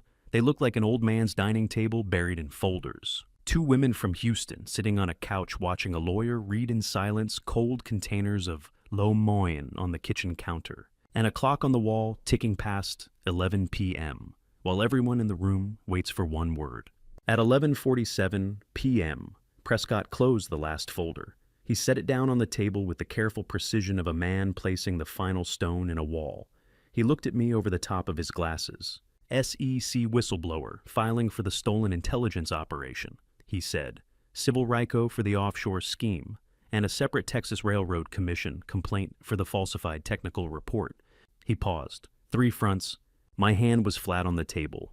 I could feel the wood vibrating faintly, not from the building, but from my own pulse. And when can we file? I asked. The Texas deadline is Friday the 15th. If we don't file the Railroad Commission complaint before that deadline, the lobby campaign succeeds by default, and the contract goes to Blackwood. I need the SEC filing submitted Thursday to create simultaneous pressure on both coasts. That gives us 3 days. 3 days. 72 hours to convert 7 weeks of covert intelligence into 3 simultaneous legal instruments across 2 states and 2 federal agencies. Prescott had spent 6 hours reading the evidence. He would spend the next 72 hours turning it into filings that could withstand every motion to dismiss every evidentiary challenge, every procedural objection that Desmond's legal team would throw at them. The clock read 11:52 p.m. Sophia and Tatiana sat on the couch watching. They had risked their careers, their safety, and their anonymity to deliver what was now spread across this table. The adrenaline tasted sharp and metallic in my mouth, the taste of a countdown that had just started. 3 days to end a 20-year war, or lose everything to a calendar. The FBI didn't knock on Garrison Voss's door. They sent a letter, which in some ways is worse because a knock ends with handcuffs or an apology. But a letter just sits on your kitchen counter and waits for you to understand what it means. We filed the SEC whistleblower complaint Thursday morning at 8:47 a.m. Prescott had worked 71 hours straight to make the deadline. By 9 a.m., the machinery was already moving. Celeste told me everything that happened next. She told me in the precise, clinical detail of a woman who had rehearsed this day in her mind for weeks and needed me to know that she had executed it exactly as we planned. Garrison was standing in their kitchen when the letter arrived. Plain government stationery. No seal on the envelope, just a return address that said Federal Bureau of Investigation, a New York field office. He opened it with the same hands that had poured Wren's orange juice 10 minutes earlier. The letter requested his voluntary cooperation as a material witness in a whistleblower complaint filed with the Securities and Exchange Commission that morning against Blackwood Energy Partners. Not an arrest, not a subpoena. A request which is the federal government's way of telling you that the subpoena is already drafted and sitting in a desk drawer. And this is your one chance to walk through the door before they kick it in. Garrison read the letter twice. His hands were trembling by the second reading. The morning coffee he had been drinking rose bitter in his throat. He set the letter on the counter and reached for his phone. It rang before he could dial. His lawyer, a man named Philip Deering, who handled corporate matters for mid-level executives and had never in 15 years of practice received a call like the one he was about to make. Garrison, I need you to listen carefully, Deering said. Celeste filed 20 minutes ago, divorce, full custody. She's asking the court to freeze your access to shared accounts pending investigation. 15 minutes. The FBI letter arrived at 9. The divorce notification came at 9:15. Garrison stood in his kitchen, holding a phone in one hand and a federal notification in the other, and understood Celeste had known about the complaint before he did. She had timed the filing to land while he was still reading the letter. 2 blows 15 minutes apart from 2 directions he never saw coming. I wasn't there when it happened, but I know what 15 minutes feels like when your entire life is being dismantled from 2 directions. Because I've watched transformers blow under dual fault conditions. The system doesn't fail at the first hit. It fails at the second. Because the first one strips away every protection, the second one needs to kill you. The first fault trips the breaker. The second fault finds the breaker already open and drives the current straight through the core. That's what we did to Garrison that morning. We tripped his breaker with the FBI letter, then drove the divorce filing through the gap before he could reset. Celeste told me he didn't shout. He didn't throw anything. He didn't call her name or look for her in the house she had already left, with Wren at 7:30. A.M. dropped Wren at school and driven to my apartment to wait. He simply stood in the kitchen with both documents in front of him, put on his coat, and walked out. He went to the courthouse. Not because anyone told him to, because it was the only building in Manhattan that felt like it might have answers. He walked through the marble lobby that smelled like floor wax and cold stone, past the security checkpoint, and stood in the hallway outside the clerk's office where his marriage was being dissolved, in a filing his wife had prepared while sleeping beside him for weeks. Then he walked outside and stood on the courthouse steps in the November wind and called Desmond. Let me tell you what silence sounds like when it comes from a man who promised you were partners. It sounds like 6 rings. Then voicemail. Desmond, it's Garrison. I need to talk to you. Now, call me back. He hung up. He called again. 4 rings this time, straight to voicemail. Desmond, the FBI sent a letter. Celeste filed for divorce. I need to know what's happening. Call me. He hung up. His fingers were numb from the cold or from the adrenaline, he couldn't tell. The wind cut through his coat and carried the sharp smell of approaching winter and exhaust from the street below. He pressed the phone hard against his ear and called a 3rd time. No ring, no voicemail, no connection. The screen displayed 2 words, call failed. Garrison lowered the phone and stared at it. The screen reflected his face back at him, a man standing on courthouse steps in a coat he had put on 3 hours ago, when he still thought today was a normal Thursday. A man who had just discovered that the taste of panic is not metallic the way people describe it. It's nothing. It's the taste of absolutely nothing, the absence of every flavor, every sensation, every reassurance he had ever been given by the man who had just turned his phone off somewhere in Houston. He gripped the stone railing of the courthouse steps. Behind him inside the building, his marriage was being dissolved. His access to his daughter was being frozen. His name was attached to a federal complaint that would become public record within hours. And ahead of him, somewhere in a Houston office overlooking a skyline built on oil money and silence, the man who had recruited him, used him, promised him partnership, and marked him as containment personnel had switched off his phone. Desmond's silence was the clearest answer Garrison had ever received. And standing on those steps with a dead phone and a November wind that didn't care about his coat or his marriage or his fear, he finally heard it. Garrison came to my library at 7:41 p.m., with his tie loosened and his eyes red, and the first thing I noticed was that he didn't knock. He just opened the door, the way a man does when he's already decided the rules no longer apply to him. Desmond's silence that morning had broken something in Garrison, not his will, but his belief that any of this had been a partnership. He had stood on courthouse steps with a dead phone and no answers, and now he was standing in my doorway, looking for the only person left who might give him one. I was ready for him. I had been ready for 7 months. The desk was empty. No folders, no evidence binders, no printed emails or USB drives or photographs. Just a glass of cold water on the mahogany surface untouched. Condensation beating slowly down the sides. The library smelled like leather and old books and the absence of anything performative. I had considered placing the evidence on the desk, a dramatic reveal, every document fanned out for maximum impact. Then I realized that would be theater, and theater was what Desmond did. What I do is engineering, and the most devastating engineering is invisible.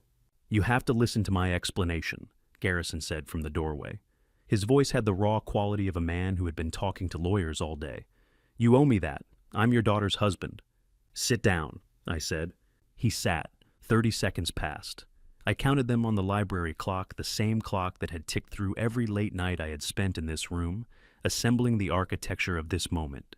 The tick filled the silence the way a metronome fills an empty concert hall. Garrison's eyes moved from the empty desk to the water glass to my face, searching for a clue about what was coming.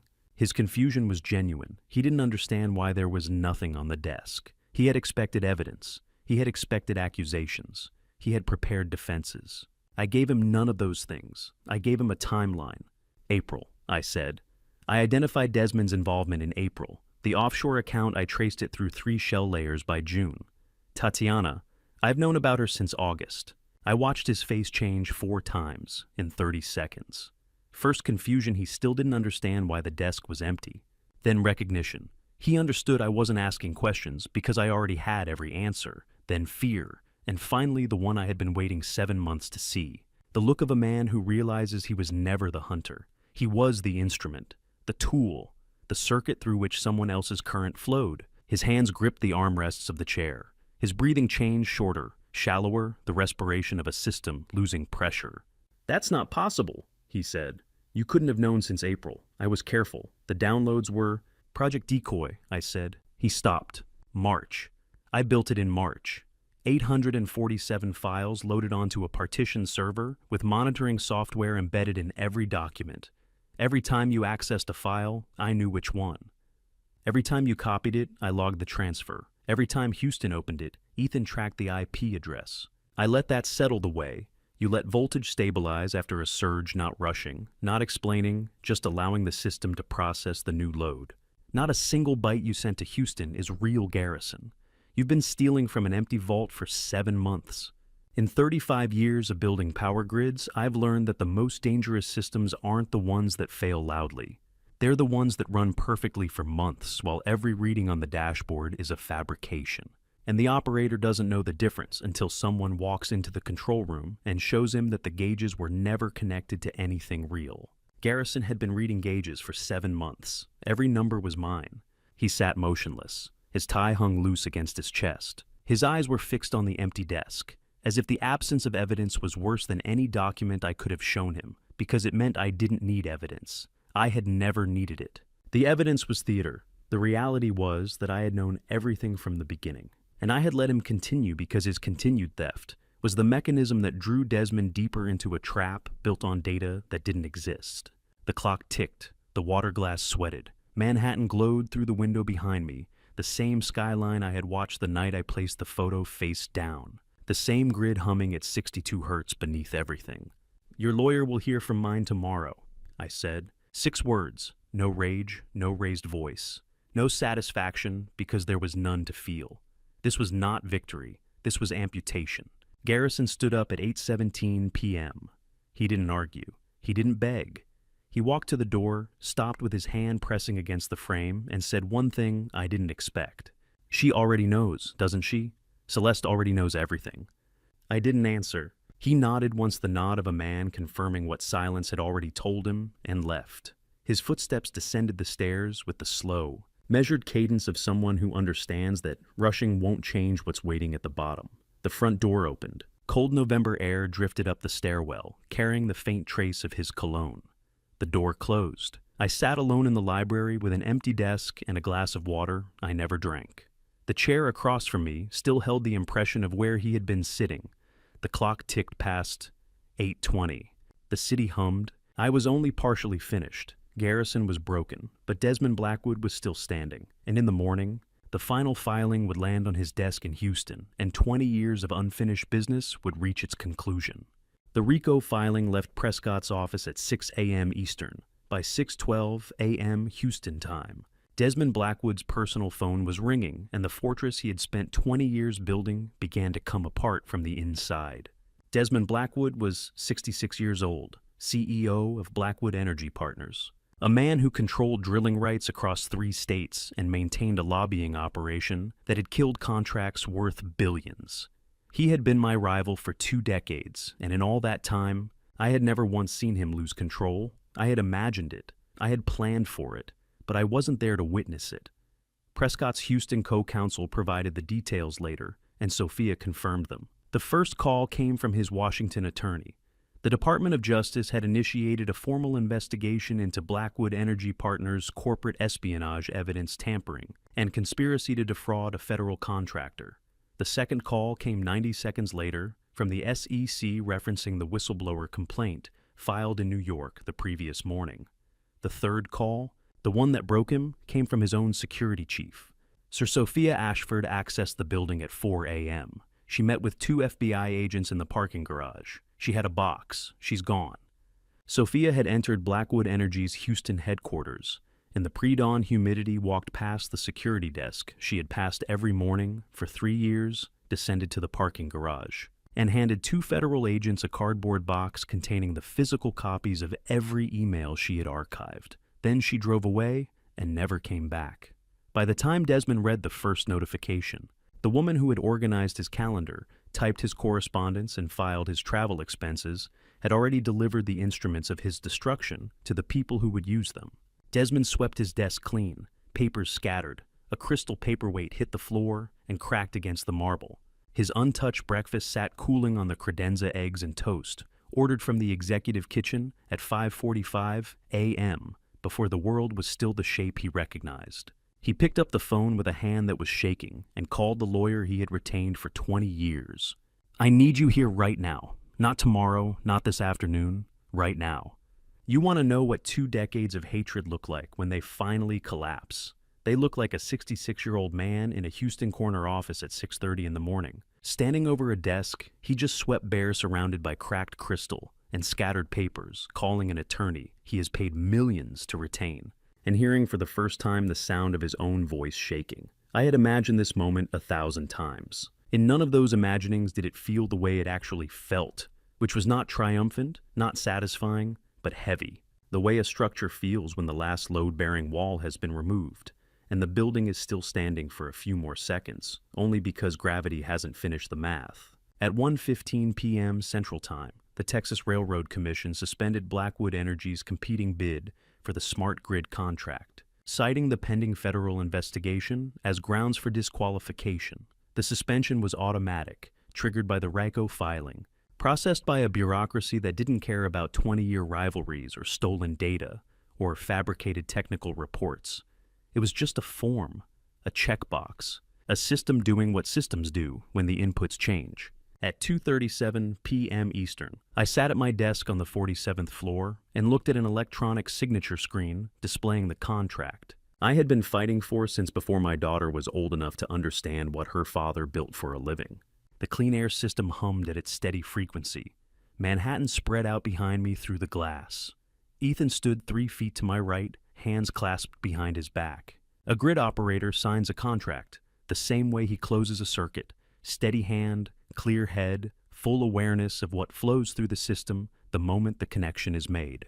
I pressed my fingertip to the screen. The signature registered. At 2:37 p.m., $340 million of current began flowing through my company. At the same moment, 1,200 miles south, Desmond Blackwood's grid went dark. The commission suspended Blackwood's bid at 1:15 their time, Ethan said. "You won by default and by merit, both." I set the pen down.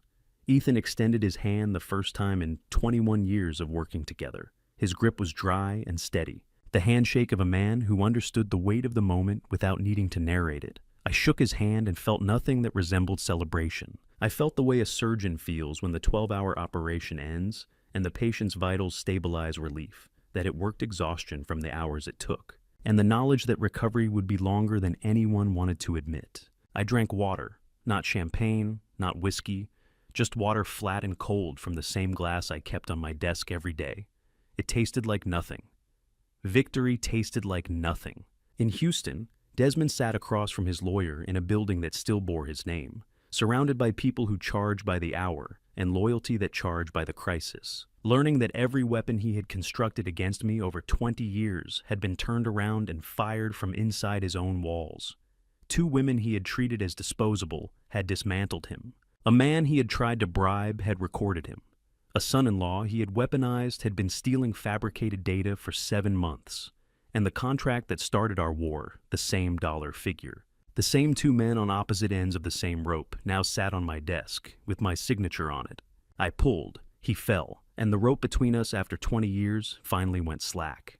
What does a man look like when he walks into a federal building to testify against the person who promised him everything, knowing that the only thing waiting on the other side is a lighter sentence and an empty apartment? The rope had gone slack. The contract was signed. Desmond's empire was under federal investigation from 2 directions. But the machinery of justice moves at its own speed, and what I had built in 7 months would take the courts another 2 months to process. In early December, Garrison entered the DOJ cooperators room at the federal courthouse wearing a gray suit under fluorescent lights that made everyone look guilty, regardless of their intentions. Prescott sat across the table as my legal representative, his notepad open, his pen, moving in the steady rhythm of a man recording testimony he had spent months engineering the conditions to produce. Garrison's hands were flat on the metal table. His voice was a monotone, the flat, effectless cadence of a man reciting facts he had carried for 2 years, and no longer had the energy to disguise. First contact was March 2022, he said.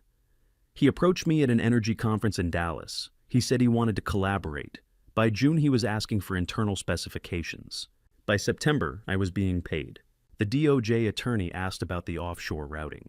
Garrison provided it without hesitation. 3 shell companies, the Cayman account, every transaction date across 22 months. He recited the numbers the way I recite load calculations from memory without emotion, each figure precise to the decimal. Prescott's notepad filled steadily. The recycled air in the room smelled like institutional coffee and carpet cleaner. Garrison drank from a vending machine cup between answers and never looked at Prescott directly. Not because he was ashamed of the testimony, but because Prescott was the physical reminder that every word leaving his mouth was traveling directly to me. The tool had turned against its master. Garrison dismantled Desmond's operation with the same methodical precision he had once used to steal data from my servers, naming every intermediary, every dollar amount, every encrypted channel, every meeting date. He was in the end exactly the kind of employee Desmond had always wanted, thorough, obedient, and willing to follow instructions without asking where they led. The only difference was that the instructions were now coming from a federal prosecutor instead of a Houston billionaire. January arrived the way winter always arrives in New York. Slowly then, all at once, the cold settling into the city like a verdict the sky had been deliberating for months. I watched Desmond's sentencing on a 14-inch newsfeed from my office. The same office where the contract sat in a frame on the wall behind my desk. The same window. The same humming grid beneath the floor. I chose not to be in that Houston courtroom because my presence would have been theater, and I had spent 7 months proving that I don't do theater. The judge read the verdict at 10:17 a.m. Central. Guilty on all counts, federal industrial espionage, bribery, organized conspiracy. 7 years in federal custody. A fine matching the exact value of the contract he had spent 2 decades trying to steal. His company placed under federal supervision for no less than 5 years. Through the screen, I could see his hand trembling on the defense table. Just his hand. The rest of him was still the way a building looks intact from the outside, even after the foundation has cracked. 7 years. 7 years of a building with his name on it, running without him inside it. 7 years of someone else sitting in his chair, making decisions with his money, operating the machinery he built. 7 years of learning what it feels like to be a node disconnected from its own grid. The fine matched the contract. The same number of symmetry so precise that no engineer could have designed it. But every complex system eventually produces patterns that look intentional in retrospect. 20 years earlier, that figure had been the prize we both reached for. Now it was the price he paid for reaching the wrong way. Later that same month, Celeste stood on the SDNY courthouse steps in cold January sunlight. The custody hearing had lasted 40 minutes. The family court judge awarded her full custody during the school year with supervised visitation for Garrison on alternate weekends. The offshore funds were recovered for the Federal Victims Restitution Program. The divorce was finalized in language so clinical it could have been describing the dissolution of a business partnership rather than a marriage. Celeste called me from those steps. I was sitting at my desk with the Manhattan skyline behind me and the family photo still face down on the mahogany where I had placed it 47 days earlier. I hadn't turned it over, not once. Her voice was steady, not happy, not relieved, just finished. The way a surgeon sounds after the final stitch, not celebrating, just confirming the patient survived. "It's over, Dad." 3 words. I held the phone against my ear and didn't say anything for 5 seconds. Some silences are the only honest response to the end of something that consumed everything you had. 47 days since the filing. 7 months since the first call to Prescott. 20 years since Desmond shook my hand at a conference in Dallas and called me partner. 3 words. And the court said it was finished. I set the phone down and looked at the skyline through the same window I had pressed my palm against the night I put the photo face down. The photo was still there. Glass against wood. The image of a man holding my granddaughter on his back in Hampton's sunlight, laughing at something I said from behind the camera. The courts were finished, the contracts were signed, the sentence was delivered, but somewhere in this city, my granddaughter would eventually ask her mother why her father only visited every other Saturday. That question hadn't been filed yet. That verdict hadn't been delivered. And I understood that over was the wrong word because the war was won, but the cost was still being counted. Tatiana Frost called me one last time on a Tuesday morning in January, not to ask for anything, not to apologize, just to tell me she was leaving New York and that she hadn't slept without pills since November. Ren hadn't asked the question yet, the one about every other Saturday, but I could feel it forming the way you feel pressure building in a system before the gauge moves invisible, inevitable, patient. Tatiana's voice came through the phone with the thin quality of someone who has been awake too long and medicated too often. She was packing a suitcase in an empty apartment. I could hear the zipper in the background, the hollow acoustics of a room with nothing on the walls. "I can't sleep without the pills," she said. I closed my eyes and I see Celeste's face when I told her about the money. She didn't cry. That was worse. She was moving to Nashville, alone, no job waiting, no one expecting her. The federal prosecutors had exempted her from charges in exchange for her testimony. And the baby, the pregnancy that had been manufactured as leverage, had been returned to Reed Holloway, the biological father, through a family court process that took less than an hour.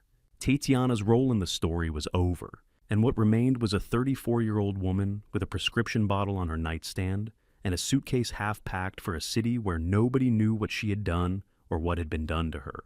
"I'm not calling to ask for anything," she said. "I just wanted you to know I'm going." I thanked her. I meant it. And I set the phone down, knowing I would never hear from her again. 2 days later, an anonymous email arrived on my screen. No sender name, no return address. Routed through 3 proxy servers. The kind of routing Prescott's team recognized immediately as someone who had learned to hide. "Thank you for not asking me why I did it. Some mornings I still check over my shoulder. I moved to a city where no one knows my name. That's not freedom. It's the closest thing to it I could afford." Sophia, witness protection, had relocated her to Dallas under a new identity. She had dismantled a billionaire's empire from the inside, handed the FBI enough evidence to secure a federal conviction. And her reward was a new name, in a new city, and the habit of checking exits every time she walked into a room. Let me tell you the truth about the people who help you win. They don't get parades. Tatiana moved to Nashville with a suitcase and a prescription. Sophia moved to Dallas with a new name and a reflex that would never fully quiet. The 2 women who handed me the evidence that ended a 20-year war didn't get justice. They got distance. And distance is not the same thing as peace. I drank cold coffee reading Sophia's email and tasted the flat residue of a victory that cost other people more than it cost me. Late one evening near the end of January, the elevator opened on the 47th floor and Garrison walked out. No lawyer, no briefcase, no phone in his hand. Just a man in a winter coat with his hands open at his sides, walking down an empty hallway toward my office door. Security had called up. I told them to let him come. He stood in the doorway. The building was empty. The grid hummed beneath us the way it always does. January night air leaked through the window seals, carrying the sterile cold of a city that had been through its own kind of winter. "I'm not here to argue," he said. "I'm not here to explain." I waited. "Can you let Ren remember me as someone who isn't entirely bad?" His voice was quiet, not broken, not pleading, just careful. The voice of a man choosing each word because he knows they might be the last ones that matter. "That's all I'm asking, not forgiveness. Just don't rewrite me for her." What do you do with a man who destroyed your daughter's marriage, betrayed your company, and sold your life's work to your enemy, but who also loved your granddaughter enough to come back? Without a lawyer with empty hands and ask you not to erase him from her memory, you let him sit with the question, and then you answer it honestly.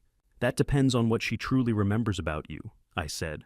"I will not interfere with my granddaughter's memories. What you were to her is between you and her." He nodded, not gratitude acknowledgement, the nod of a man who asked for the minimum and received exactly that. He left at 10:47 p.m. His footsteps echoed down the empty hallway. The elevator doors opened and closed. The building settled back into its after-hours silence, the mechanical breathing of climate systems, and the low electrical hum of a grid that runs whether anyone is watching or not. I sat in my chair until 11. The cold leather warmed slowly against my back. The office smelled like the last cup of coffee I had poured hours ago, and the absence of anything human. Manhattan glowed through the window, the same skyline, the same grid, the same city that had witnessed every phase of this war without caring about any of it. And I thought about the one thing that separated Garrison from Desmond. Garrison came back. He walked into the office of the man who had dismantled his life and asked about his daughter. Desmond never came. Desmond never asked about anyone. That's the line not between good and bad, but between weak and evil. Garrison was weak. Desmond was evil. And I had destroyed them both with the same machinery. And I would have to live with the fact that one of them deserved it completely and the other deserved it only mostly. I turned off the lights. I stood in the dark for a long time, looking at Manhattan, thinking about the one question no court had answered when Ren is old enough to understand what happened. Will she forgive the grandfather who took her father away even if taking him away was the right thing to do? The first Sunday morning that felt almost normal was the last Sunday in January. Ren was eating cereal at the kitchen counter. Celeste was holding coffee with both hands. Lorraine was making eggs the way she's made them for 32 years. Butter first, low-heat scrambled, with a patience that has outlasted every crisis this family has produced. And for exactly 4 minutes, nobody mentioned anything that had happened. The answer to my question whether Ren would forgive me didn't come in a courtroom or a phone call. It came in a kitchen on a Sunday, in January sunlight that cut across the counter and landed on my granddaughter's cereal bowl like a spotlight she didn't know she was standing in. Her spoon paused midair. Milk dripped back into the bowl. She looked at me with the steady, unblinking focus of a child who has been composing a sentence in her head for days and has finally decided to say it. Did Grandpa when his dad come in to see me? The kitchen went silent. Celeste's knuckles whitened on her mug. Lorraine's spatula stopped against the pan. The only sound was the refrigerator humming its low mechanical note and the distant percussion of Manhattan outside the windows. I got down on one knee beside her chair. The kitchen floor was cold through my trousers. I put my hand on the counter next to her bowl, and I looked at her face 10 years old. Gap-toothed smile gone, now replaced by something more careful, more watchful. The face of a child who has learned that adults don't always tell the truth, but hasn't yet decided what to do with that knowledge. That's soon, sweetheart. He loves you. Soon was honest. He loves you was probably still true. And some mornings that's the best a family can do. Not the complete answer. Not the comfortable one. Just the truest thing you can manage while kneeling on a kitchen floor with eggs burning on the stove, and your daughter's hand tightening on a coffee mug she's been gripping like a lifeline since September. Lorraine turned back to the stove. Celeste exhaled. Ren nodded once the same nod her father had given me in my office the night he asked me not to erase him, and went back to her cereal. That afternoon, I brought Ren to the 47th floor. The building was empty on weekends. I let her sit in my chair, and I showed her the smart grid display, 14 states glowing on the screen. Each node pulsing with the current that flows through the system I spent 35 years building. See these lights, I said. Each one is a node, a piece of the system. When they all work together, 14 states have power. Hospitals run, schools stay warm, traffic lights keep working. When one node fails, the grid reroutes around it. The system survives. She studied the screen the way she studies everything seriously, completely, with the focused attention of a child who hasn't yet learned that most adults stop paying attention after the first sentence. What if a node tries to sabotage the grid? She asked. The system detects it, isolates it, and keeps running without it. She took my hand in the control room, her fingers tiny around two of mine, and she said it so simply that it broke something in me I didn't know was still intact. It's like our family, isn't it, Grandpa? 10 years old. She understood rerouting and survival before I ever explained it. Some lessons you don't teach children. They arrive at them on their own, standing in front of a screen full of lights, holding your hand, making sense of the world, with a metaphor you built but never intended for this purpose. I held her hand and I didn't answer because some questions don't need answers. They need presence. That evening after Celeste took Ren home and Lorraine went upstairs, I sat in my study with the desk lamp on and the Manhattan skyline glowing through the window. The family photo was still face down on the mahogany where I had placed it in November. I picked it up. Hamptons 2022. Garrison holding Ren on his back. Celeste laughing. Golden light. I turned it face up. Set it back on the desk. His face visible for the first time in months. I could have confronted Garrison that night at the Hamptons dinner. I could have stood up from the table and said what I knew the moment I saw the irregularity on the server. I didn't. I chose patience. I chose the long architecture. And I won, if you can call it winning, when your granddaughter asks when her father is coming, and the honest answer is every other Saturday, supervised in a room with a social worker taking notes. So, I'll ask you the question. I've been asking myself since September. If you saw the cracks forming in your family, the lies, the late-night phone calls, the averted eyes at dinner, would you have sat back and built the case? Or would you have stood up and lost everything in a single evening? I don't know which answer is right. I only know which one I chose and what it cost. The grid never shuts off. 14 states run on the system I built. My family runs on a different kind of grid now, smaller, rewired, missing a node that used to stand at the center of it. The system reroutes, the system endures. But some nodes, the ones that were closest, the ones you trusted most, leave a scar that no diagnostic can erase and no software update can patch. And every Sunday morning, when Ren sits at the kitchen counter and eats her cereal and doesn't ask the question, those are the mornings that hurt most. Because it means she's learning to stop hoping. And that is the one thing I never wanted to teach her.